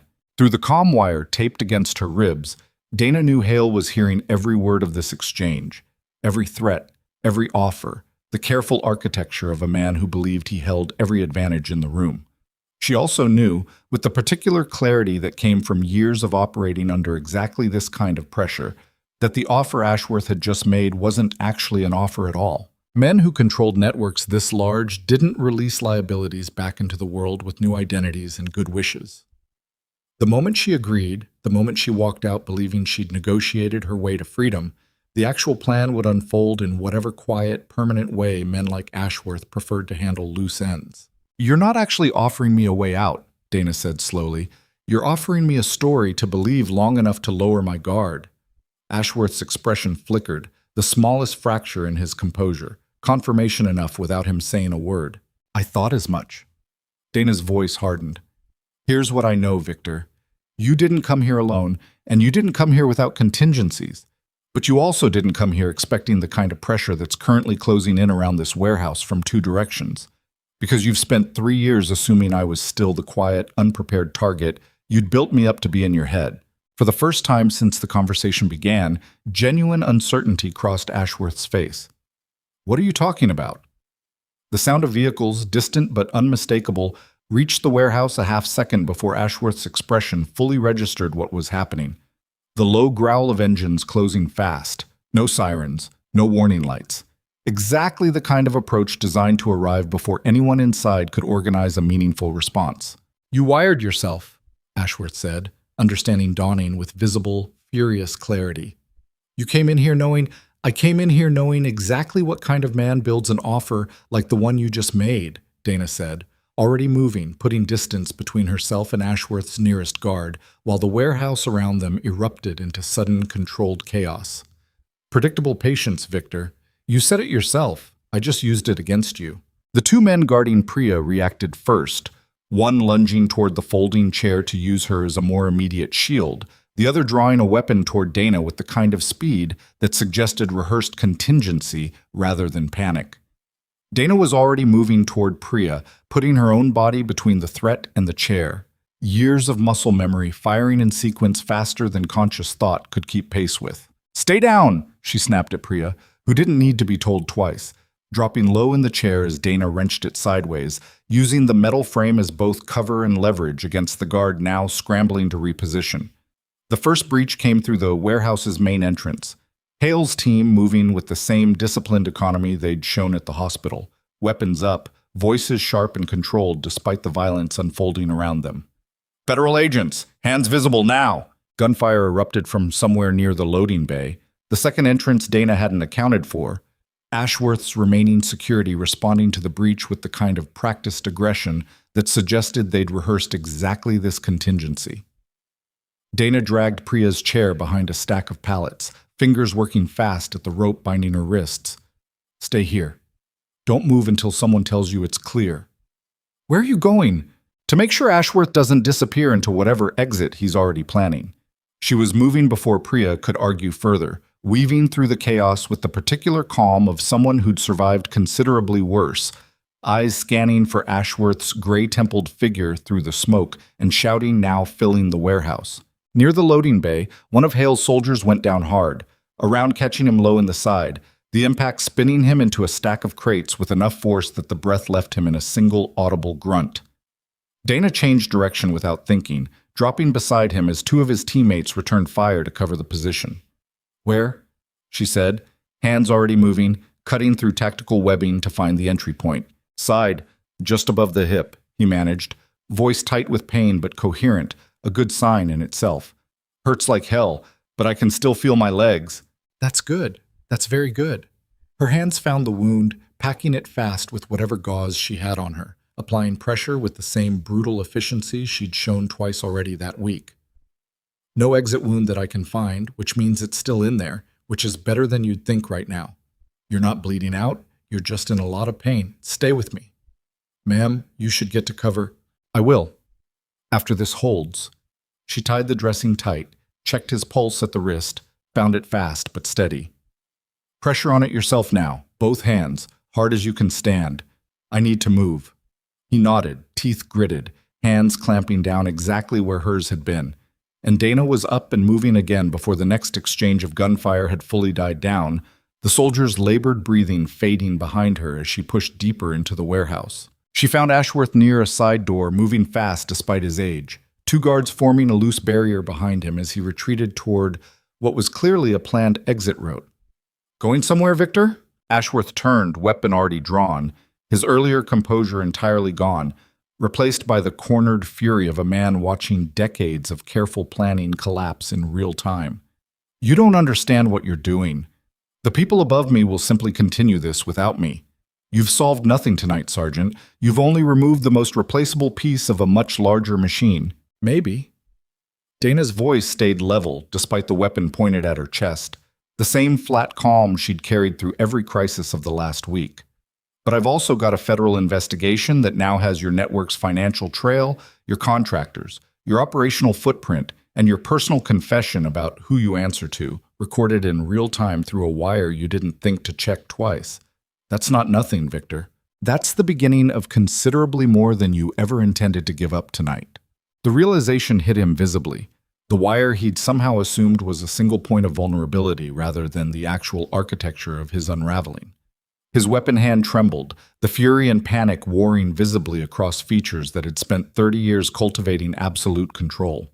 "Drop the weapon," came a voice behind Dana, sharp and immediate, one of Hale's soldiers having closed the distance during the exchange, rifle leveled with the kind of steady precision that left no ambiguity about the outcome of any further resistance.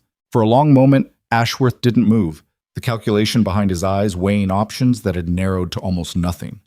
Then slowly, the fight drained out of him, his shoulders dropping, the weapon lowering inch by inch until it clattered to the concrete floor.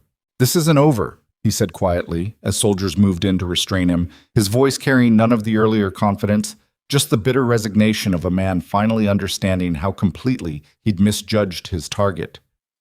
"You've made enemies tonight that extend considerably beyond me. I've made enemies for 3 years, Victor. I survived all of them so far." Dana watched as they secured his wrists, the particular satisfaction of the moment tempered by the exhaustion finally catching up with her body. "I'll take my chances with whoever's left."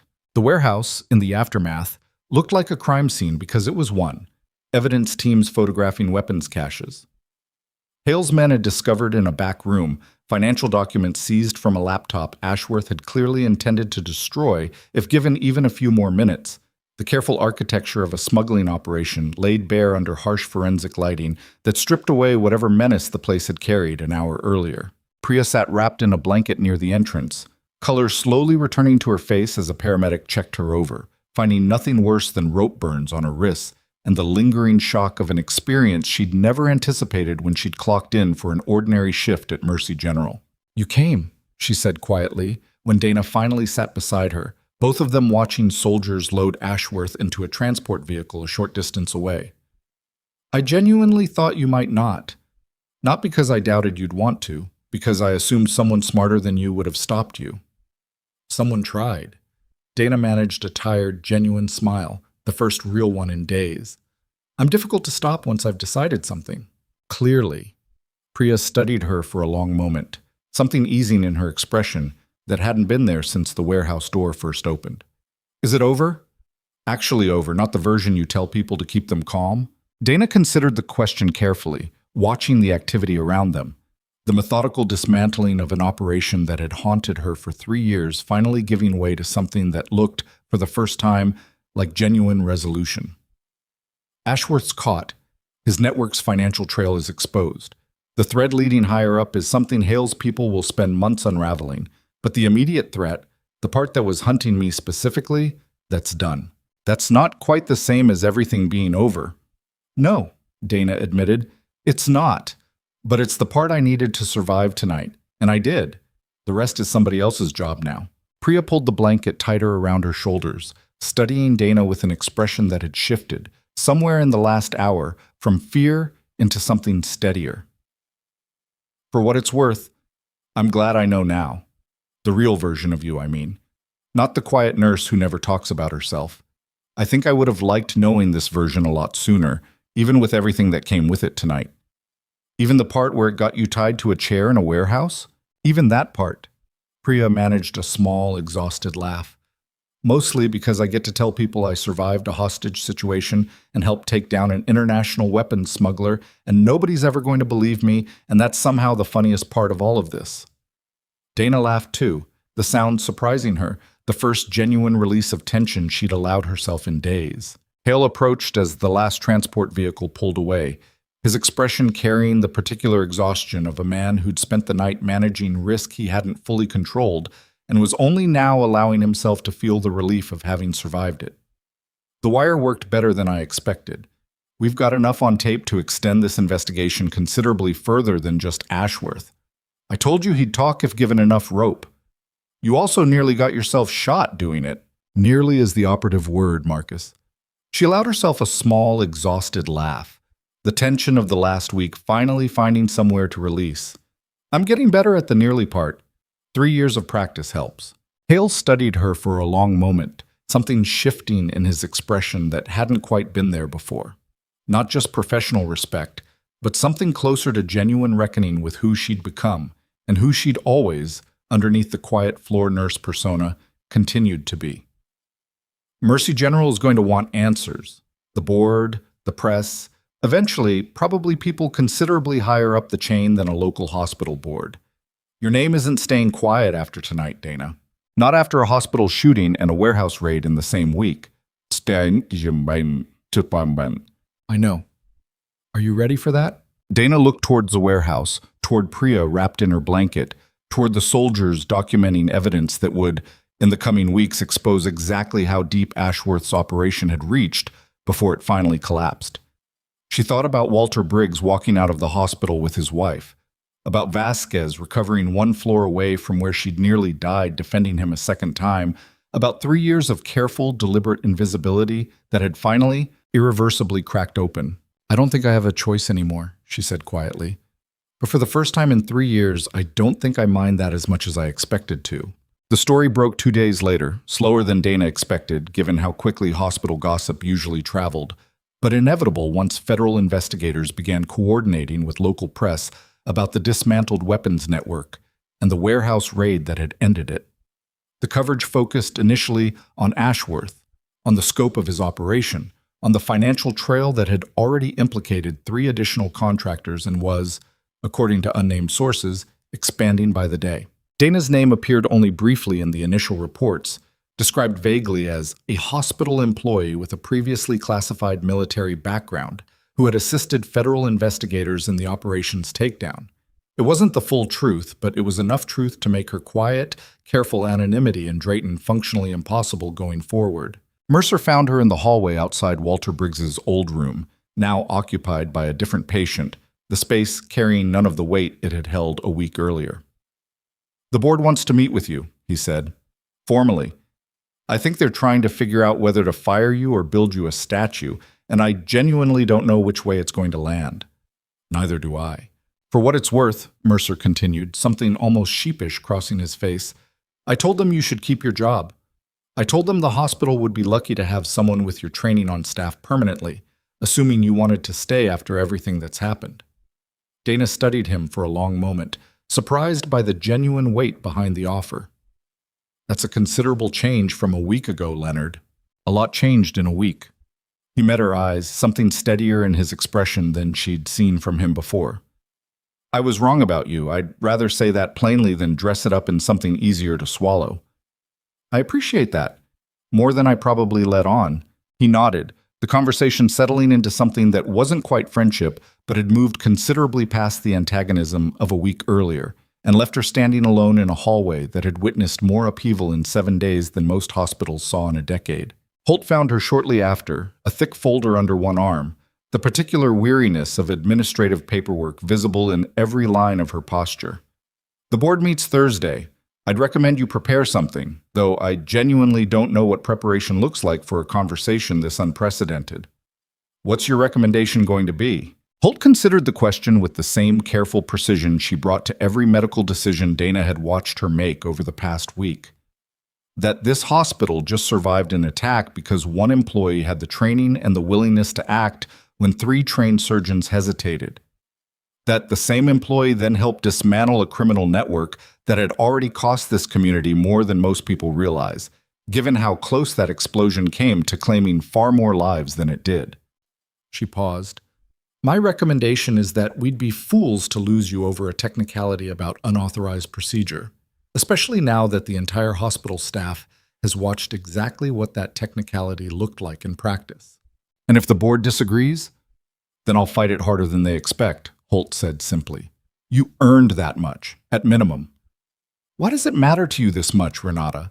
A week ago you were pulling my personnel file because Mercer convinced you something was wrong with me. Holt considered the question honestly, the folder shifting under her arm. A week ago I didn't know what was wrong with you. Now I know exactly what was right with you, and it happens to be the same thing I've spent 11 years trying to instill in every resident who walks through this hospital's doors. The willingness to act decisively when the moment demands it, instead of waiting for permission that might never come in time to matter. She held Dana's gaze. I don't hand out that kind of respect easily. You've earned every bit of it twice over this week. That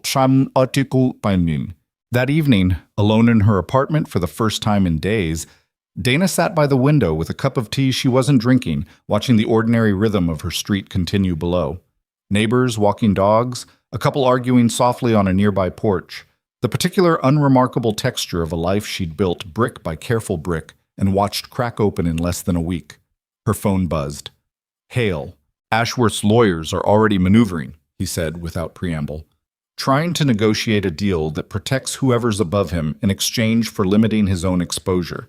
The investigation's bigger than I think either of us anticipated when this started. How much bigger? Big enough that my superiors want a formal debrief with you, not the kind we did this week. The kind that takes weeks, maybe longer, and might require testimony eventually, depending on how far up this actually goes. Hale's voice carried genuine uncertainty, an admission that the ground beneath both of them had shifted into territory neither fully controlled. I won't pretend I know what that means for the quiet life you were trying to protect. Dana looked out at her street, at the porch light across the way, at the small, ordinary world she'd spent 3 years constructing around herself like armor. I think the quiet life already ended the moment Walter Briggs's heart stopped in that operating room. Everything since then has just been the world catching up to that fact. Are you all right with that? She considered the question honestly, weighing exhaustion against something that felt, surprisingly, close to relief. I think I'm more all right with being seen than I expected to be. I spent 3 years convinced that being invisible was the only way to stay safe. Maybe it was, for a while. But it cost more than I let myself admit, Marcus. It cost the kind of life where Walter Briggs gets to walk his daughter down the aisle in the spring, and where Priya gets to know who her friend actually is, instead of a careful, manufactured version of someone safer to be around. That's a significant shift from the woman who told me no on the phone less than a week ago. A lot happens in a week. Dana allowed herself a small, tired smile, the first genuine ease she'd felt in days. Tell your superiors I'll do the debrief. Tell them I'm not disappearing again, no matter how this investigation unfolds. I spent enough years being someone other people decided I needed to become for my own protection. I'd rather take my chances as exactly who I am. I'll tell them. A pause, something almost gentle creeping into Hale's voice for the first time all week. For what it's worth, Dana, whatever happens with the board, whatever happens with this investigation, I don't think the Army ever should have let you disappear in the first place. We lost 3 years of you being exactly who you are because we were too scared of what might happen if we let you be seen. I'm sorry it took an explosion and a hospital shooting to undo that mistake. You're allowed to be sorry, Marcus. Just don't make a habit of it. We've both got enough to carry without adding guilt we can't use for anything. The call ended, and Dana sat alone in the quiet of her apartment for a long while afterward, the tea finally cold beside her, the weight of everything that had happened in the last week settling into something that felt less like trauma and more like the slow, deliberate process of finally exhaling after years of holding her breath. She thought about calling Priya just to hear her voice sound ordinary again, but it was late, and Priya had earned a night of uninterrupted sleep more than either of them had earned anything else this week. She thought about calling Holt, but there was nothing left to say tonight that the Thursday board meeting wouldn't say better. Instead, she sat with the quiet, letting it settle into her chest the way it hadn't been allowed to in days, watching the slow, ordinary rhythm of her street continue below as if nothing about the last week had happened at all. It was a strange kind of peace, fragile and unfamiliar, the sort that came after violence rather than instead of it. She knew enough about herself, about the particular shape her nervous system had taken over 8 years of deployments and 3 more of careful hiding, to know this peace wouldn't last in any uncomplicated form.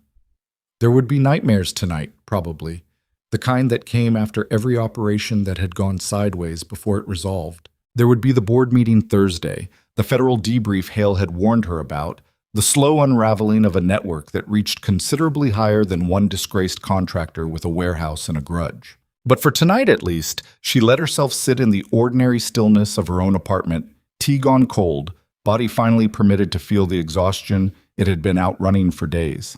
But 3 floors below her apartment building, in a parked car she hadn't noticed from her window, a man she'd never met sat watching her lit window with the patient. Methodical attention of someone documenting a target for a report that would travel considerably higher up a chain of command than Victor Ashworth had ever occupied. Proof, however small, that whatever Ashworth's lawyers were negotiating, the people he'd warned her about were already watching, already deciding what came next, and had no intention of letting his arrest be the end of anything at all. The man in the parked car was named Curtis Voss, though that detail meant nothing to Dana until 2 days later, when Hale walked into the small conference room at Mercy General with a folder thick enough that he set it on the table instead of carrying it the rest of the way. "We picked him up last night," Hale said, no preamble. The particular bluntness of a man who'd learned over the years that softening bad news rarely made it land easier. "Watching your apartment for 48 hours, feeding location reports to a number that traces back, through 3 shell accounts, to a private security contractor with offices in 4 countries, and a client list we're only beginning to untangle. Ashworth's people. Ashworth's people answer to somebody, and that somebody appears to have decided you were worth continued surveillance, even after their local asset got arrested in a warehouse raid." Hale opened the folder, sliding a photograph across the table. A heavy-set man in his 50s, unremarkable in the particular way that made for effective surveillance work, the kind of face nobody remembered twice. Voss isn't talking yet, but the contractor he works for, Halloway Strategic Solutions, has fingerprints on contracts going back over a decade, mostly logistics and security work for clients who prefer their business conducted quietly. And one of those clients is whoever Ashworth answers to. That's our working theory. We're not there yet, but we're closer than we were 48 hours ago. Hale closed the folder, rubbing a hand across his jaw. Exhaustion still etched into every line of his face, despite what should have been, by now, at least 1 full night of sleep.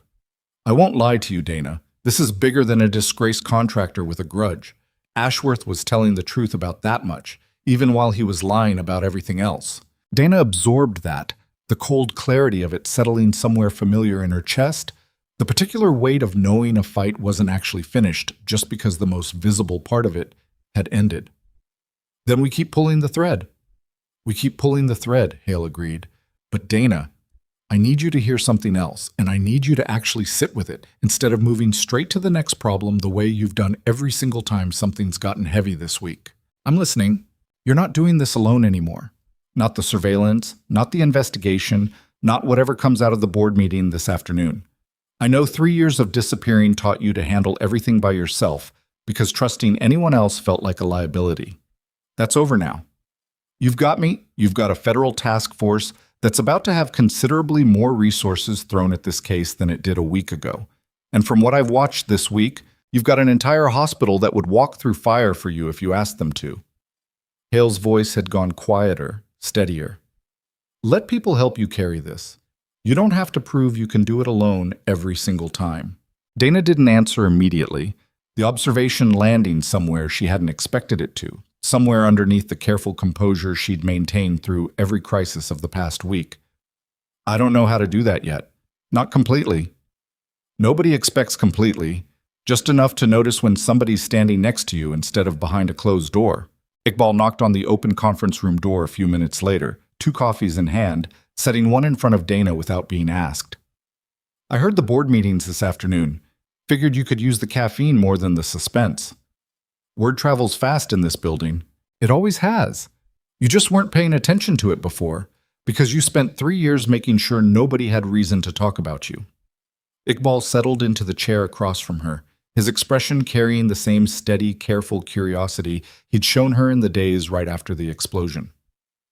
Can I ask you something, doctor, to whatever you are now? Go ahead. Do you regret any of it? The procedure on Walter Briggs specifically. If you'd known what it would set in motion, the explosion, the shooting, the warehouse, would you have done it differently? Hesitated the way the rest of us did just to keep your life quiet a little longer? Dana considered the question seriously, turning it over the way she'd turned over every difficult question this week had handed her. No, she said finally. I'd reach into that man's chest again tomorrow, knowing everything I know now. Walter's walking his daughter down the aisle in a few weeks. That's not a small thing, Imran. That's not something I'd trade for 3 more years of quiet. Even with everything it cost you? It didn't cost me what I thought it would. I thought it would cost me my safety. Instead, it cost me the illusion that I was ever actually safe to begin with, hiding the way I was. That's a different kind of cost entirely, and I'm only now starting to understand it wasn't really a loss at all. Iqbal nodded slowly, absorbing that with the same quiet thoughtfulness he'd shown in every conversation they'd had since the night of the explosion. For what it's worth, this hospital is better with you visible than it ever was with you invisible. I don't think anyone here would argue that point anymore. Mercer found her not long after Iqbal left, hovering in the doorway with considerably less of the discomfort he'd carried weeks earlier, something steadier and more settled in his posture now. I heard the board's announcement before the formal meeting, Director of Advanced Trauma Response. That's a hell of a title for someone they almost fired 3 weeks ago. A lot can change in 3 weeks, Leonard. Apparently. He stepped fully into the room, leaning against the doorframe. I wanted to say something before this afternoon, in case I lose my nerve once the formalities start. I've spent the past few weeks thinking about how close I came to costing this hospital the best clinician it's ever had, over a grudge about protocol that mattered less than I let it matter at the time. I don't know how to fully account for that. I just know I don't want to be the kind of surgeon who lets pride decide what's actually important in a crisis ever again. That's a meaningful thing to admit, Leonard. It's overdue. He met her eyes, something genuine and unguarded crossing his expression for the first time since she'd known him. For what it's worth, I've already asked Holt if I can sit in on your trauma training sessions once they're running regularly. I think I have more to learn from watching you work than I've been willing to admit.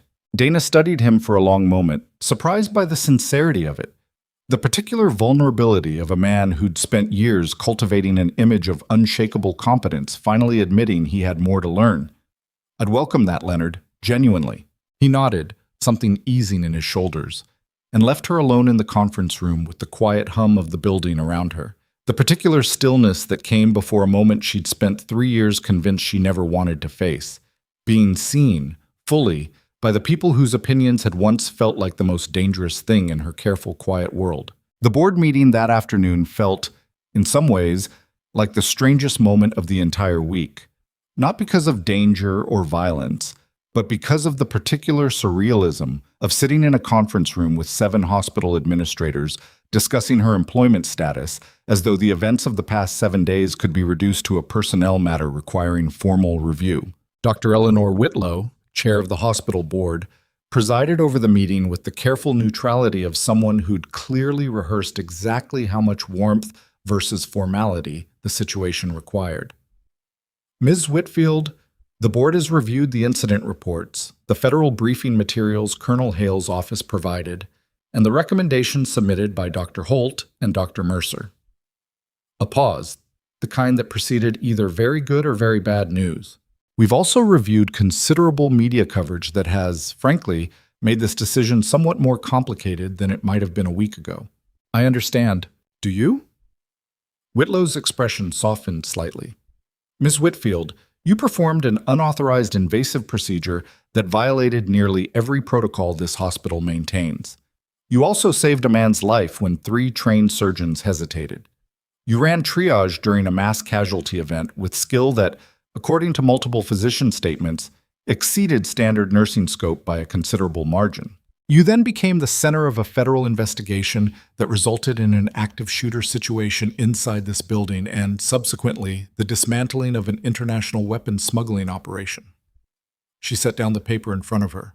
I have been on this board for 9 years. I have never reviewed a personnel file quite like yours. I imagine not. The board's decision is unanimous.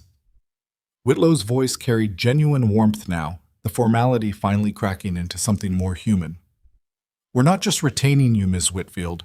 We're creating a position specifically suited to your training, Director of Advanced Trauma Response, reporting directly to Dr. Holt, with authority to develop and lead training protocols for mass casualty events, combat-adjacent trauma care, and crisis response across this hospital system. We believe you're the only person currently on staff qualified to build something this hospital has needed for years and never had the expertise to construct. Dana sat with that for a long moment, the weight of it settling somewhere unfamiliar, somewhere that didn't carry the cold clarity of crisis or the exhausted relief of survival, but something closer to genuine recognition, the kind she'd spent 3 years convincing herself she didn't need and had spent 8 years before that never receiving at all. "I'd be honored," she said finally, her voice steadier than she expected, given everything underneath it. "But I want to be clear about something first. I'm not interested in being treated as a curiosity or a story the hospital tells to make itself look good in the aftermath of a bad week. If I take this position, I want it because the work matters, not because the publicity around it is convenient." "Noted," Whitlow said, something almost approving in her tone. "For what it's worth, Ms. Whitfield, I don't think anyone in this room sees you as a curiosity. I think most of us have spent the last week recalibrating exactly how much we underestimated the people we thought we already understood." Walter Briggs returned to the hospital 3 weeks later, not as a patient this time, but as a guest at the small ceremony Holt insisted on organizing for the opening of the new trauma training wing, a space that had previously been underused storage, now converted into a simulation lab with the kind of equipment Dana had spent 2 weeks requisitioning with a thoroughness that made the hospital's procurement department visibly exhausted by her persistence. "You look good," Walter said, leaning heavily on a cane but standing under his own power. Carol beside him, in a dress that suggested she'd taken the occasion considerably more seriously than the modest gathering warranted. "Better than the last time I saw you, anyway. Though to be fair, the last time I saw you, you had your hands inside my chest." "That's a low bar, Walter. Lowest bar there is." He grinned, the same easy humor she remembered from his recovery, the particular resilience of a man who'd faced down his own mortality and come out the other side with most of his sense of humor intact. "Carol tells me you saved another man's life in a warehouse a few weeks back and took down some kind of weapon smuggler in the process. It wasn't quite that clean. Things rarely are. Doesn't make the outcome less worth celebrating." Walter glanced around the room, at the gathered hospital staff, at the small plaque near the entrance commemorating the wing's opening, at the particular pride visible on faces that had spent a frightening week watching their hospital nearly come apart at the seams. "For what it's worth, my daughter's wedding is in 6 weeks. I'll be walking her down the aisle exactly the way I planned before all this started. I don't know how to thank someone for something that large, Dana. I've tried for months and I still don't have the words." "You don't need the words, Walter. You being there is the thanks." He studied her for a moment, something thoughtful crossing his weathered features. "Can I ask you something?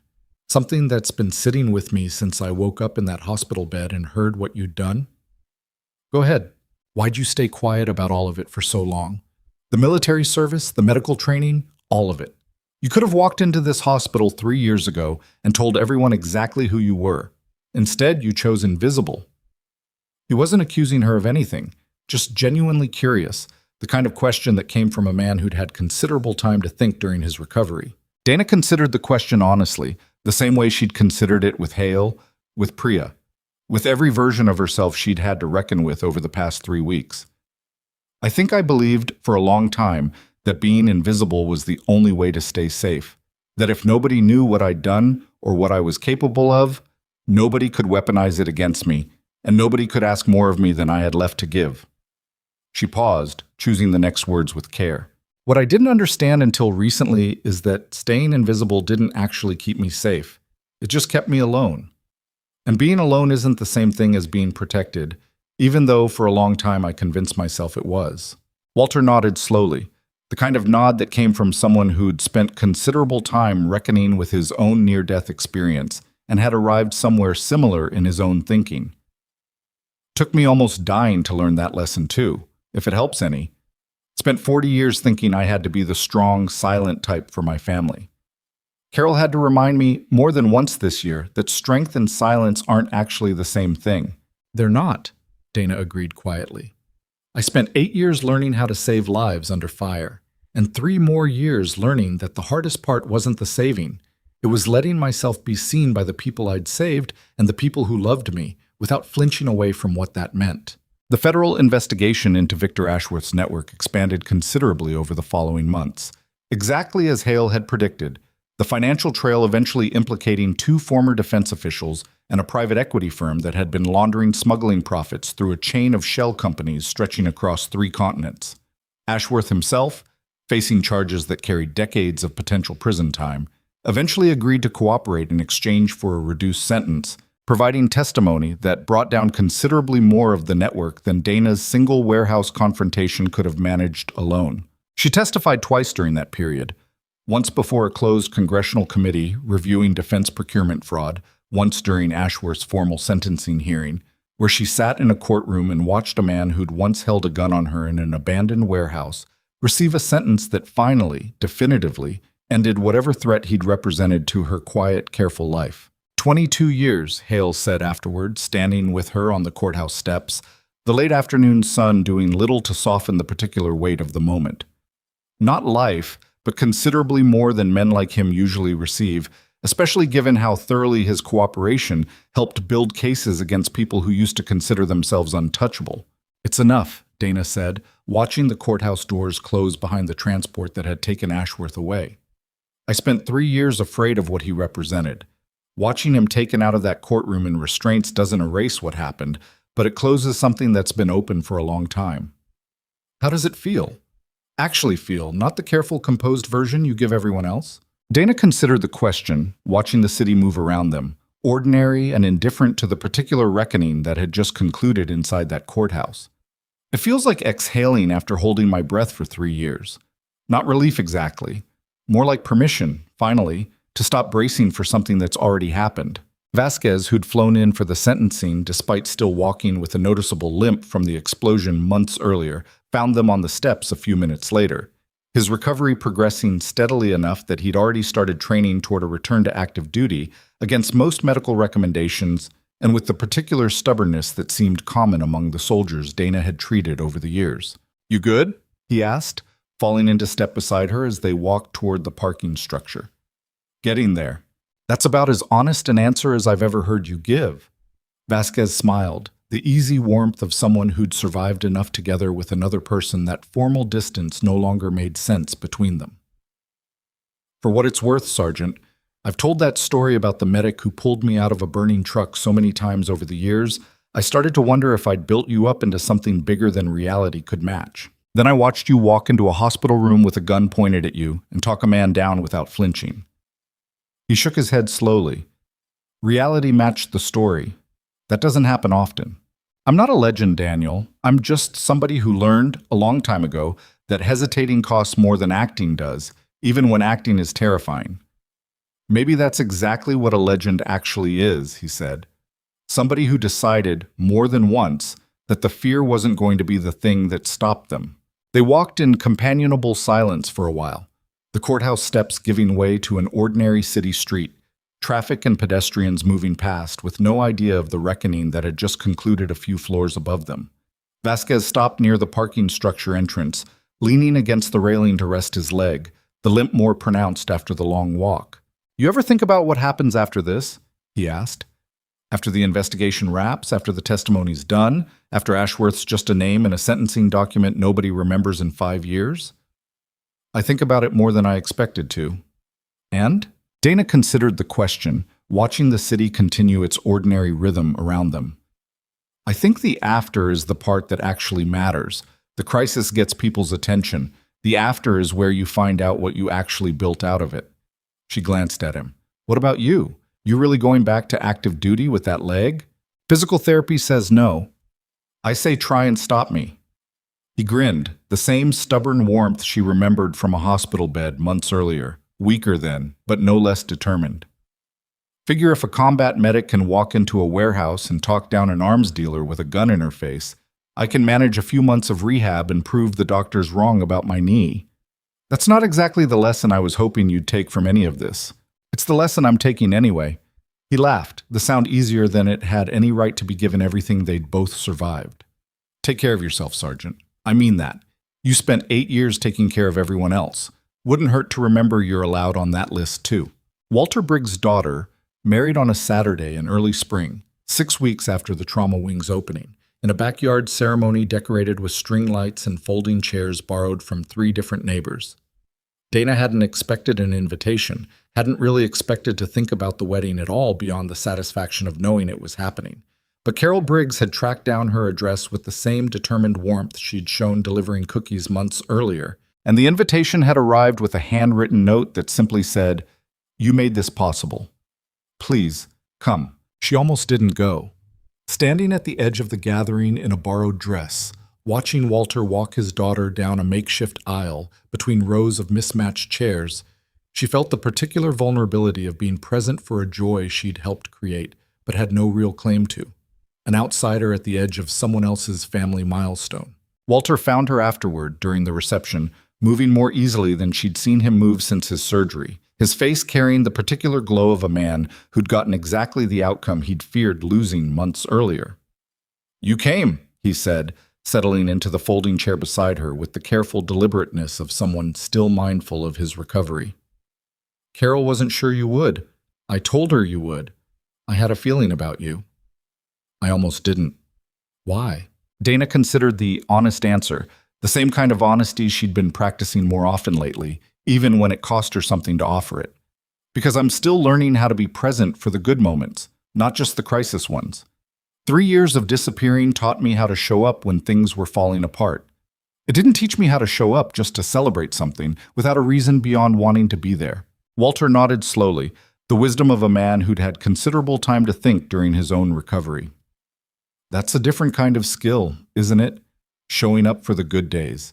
Some people never learn it at all, spend their whole lives only present when something's wrong." He glanced toward his daughter, dancing with her new husband under string lights that swayed gently in the evening breeze. "I'm glad you're learning it now, Dana, while there's still time to enjoy it." "Me too." She watched the dancing for a long moment, something settling in her chest that felt, for the first time in longer than she could remember, entirely uncomplicated. "Thank you for inviting me, Walter. I mean that. Thank you for giving me the chance to be here at all."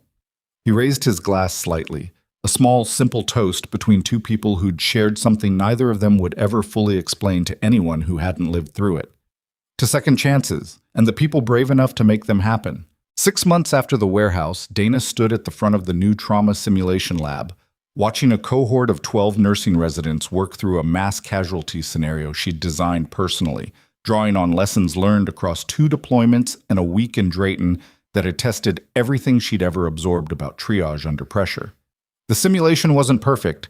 A young resident named Foster, the same one who'd frozen during Walter Briggs' surgery all those months ago, made a triage call that would have cost a simulated patient critical minutes in a real scenario. But the room responded the way Dana had spent months training them to respond, correcting course in real time instead of freezing in the face of failure. "You missed the secondary assessment on Bay 3, Dana said afterward, debriefing the group with the same flat, direct clarity she brought to every crisis, real or simulated. "In a real scenario, that costs you the patient. Walk me through what you were thinking." Foster, considerably more confident now than the panicked resident who'd fumbled a defibrillator months earlier, met her eyes without flinching. "I prioritized the visible bleed over the patient presenting stable. I should have run a fuller assessment before assuming stability." "Good. That's the right read on your own mistake." Dana nodded, something almost proud crossing her expression, carefully understated in the way she still hadn't fully unlearned. "The point of this training isn't to make you perfect. Perfect doesn't exist in a trauma bay.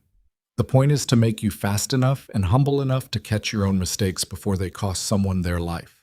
The session ended, residents filing out in 2s and 3s, the particular exhausted energy of people who'd just spent 2 hours pretending to make life or death decisions and feeling the weight of it regardless of the simulation's artificiality. Holt appeared in the doorway as the last of them left, a tablet in hand, the particular expression of someone bringing news that mattered. "The program's gotten attention," Holt said. 3 other regional hospitals have requested consultation on building similar trauma response training. There's also interest from a state-level emergency management office about adapting this for civilian disaster response training more broadly." That's considerably bigger than I expected 6 months ago. You built something that didn't exist before you arrived, Dana. I'm not surprised people want more of it. Holt studied her for a long moment. How are you doing with all of it? The attention, the visibility, everything you spent 3 years avoiding? Dana considered the question, looking around the simulation lab, at the equipment she'd fought to requisition, at the training materials stacked on a nearby table, at the particular pride that came from building something useful out of everything that had nearly destroyed her quiet, careful life. I think I finally understand something I couldn't see clearly 3 years ago. Being seen isn't the danger I thought it was. The danger was always the people willing to use violence to protect their own interests. Visibility just made it harder for them to operate quietly. That's not a vulnerability. That's a kind of safety I never let myself consider before. That's a significant shift in thinking. A lot shifted in 6 months. Dana allowed herself a small, genuine smile, the kind that came easier now than it had at the start of this whole ordeal.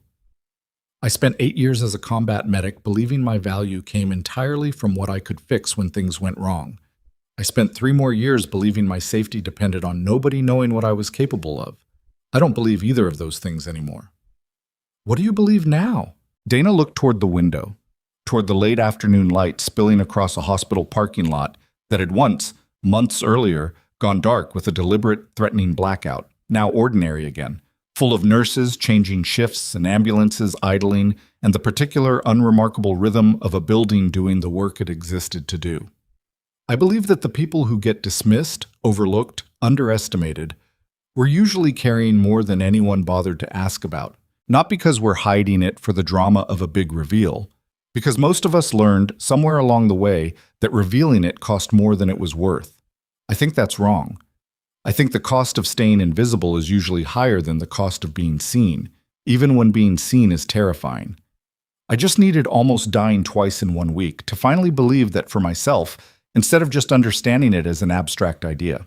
That evening, after the residents had gone home and the simulation lab had emptied into the quiet hum of an ordinary hospital winding down for the night shift, Dana walked out to the parking lot where, 6 months earlier, 2 men had stood at the fence line in the dark, watching, confirming, beginning the chain of events that had ultimately ended with Victor Ashworth in a federal prison and a network of smugglers and corrupt officials finally exposed to the kind of scrutiny they'd spent decades avoiding. Priya found her there, leaning against her car, the particular comfortable silence of 2 people who'd survived something together and didn't need words to acknowledge it every time they stood near each other.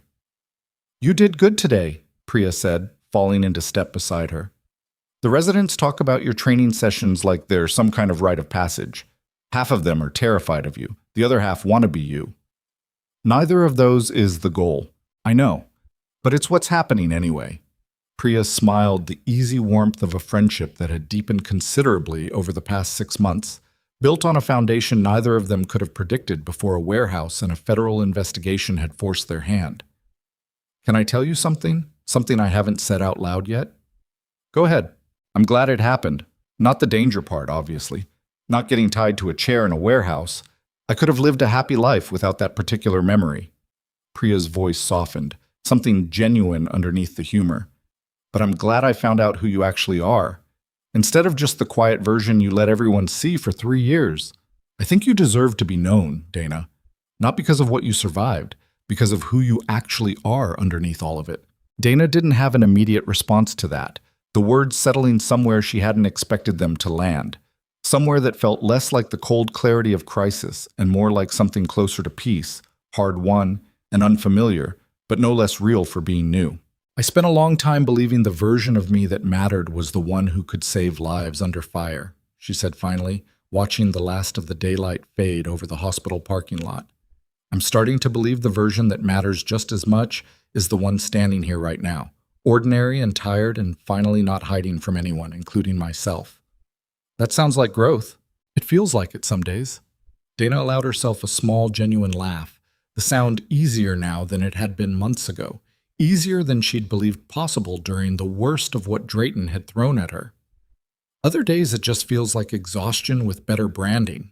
Priya laughed at that, leaning briefly against Dana's shoulder before straightening, the small, easy gesture of someone fully comfortable in a friendship that had been tested more severely than most ever were.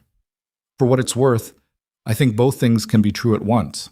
Growth and exhaustion. Nobody ever told me healing was supposed to feel clean. Mine sure hasn't. Nobody ever told me either, Dana said. I think I assumed it would feel more like crossing a finish line. Instead, it just feels like learning to carry things differently, a little at a time, instead of putting them down all at once. Is that disappointing? Less than I expected.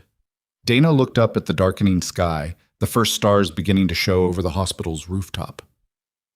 I think I spent so long imagining some clean, final version of safety that I almost missed how much good was available in the messy, ongoing version. The kind where you're still scared sometimes, still tired, still carrying things. But you're not carrying them alone anymore, and you're not hiding the carrying from the people who'd actually want to help. The sound of laughter carried across the quiet parking lot, ordinary and warm and entirely unremarkable, in exactly the way Dana had spent years believing she needed her own life to be invisible to survive. Except now she understood, with a clarity that had cost her almost everything to earn, that ordinary and unremarkable weren't the same thing as hidden. She could be seen and still be safe. She could be known and still be whole. The years of disappearing hadn't protected her so much as they'd starved her of exactly the kind of connection standing beside her now, laughing in a hospital parking lot at the end of an ordinary Tuesday. She thought, walking toward her car a few minutes later, about every person who'd ever been told they were too quiet, too unremarkable, too easily overlooked to matter. Every nurse dismissed as just a floor nurse. Every soldier underestimated because of where they came from or what they looked like. Every person who'd learned, the hard way, that the world often decided someone's value before bothering to actually look closely enough to see it. She thought about Walter Briggs walking his daughter down the aisle in a matter of weeks, about Vasquez training toward a return to active duty against every medical recommendation, about Mercer's quiet, genuine apology, about Holt's fierce advocacy in front of a board that had once questioned whether Dana belonged in this hospital at all. The lesson, if there was one worth carrying forward, wasn't that everyone secretly harbored some hidden brilliance waiting for the right crisis to reveal it. It was simpler than that, and harder to hold on to in the daily grind of being dismissed, overlooked, underestimated by people too busy or too careless to look closer. The lesson was that worth never depended on being seen in the first place. Dana had been exactly who she was in that operating room over Walter Briggs's open chest long before anyone in that room understood what she was capable of.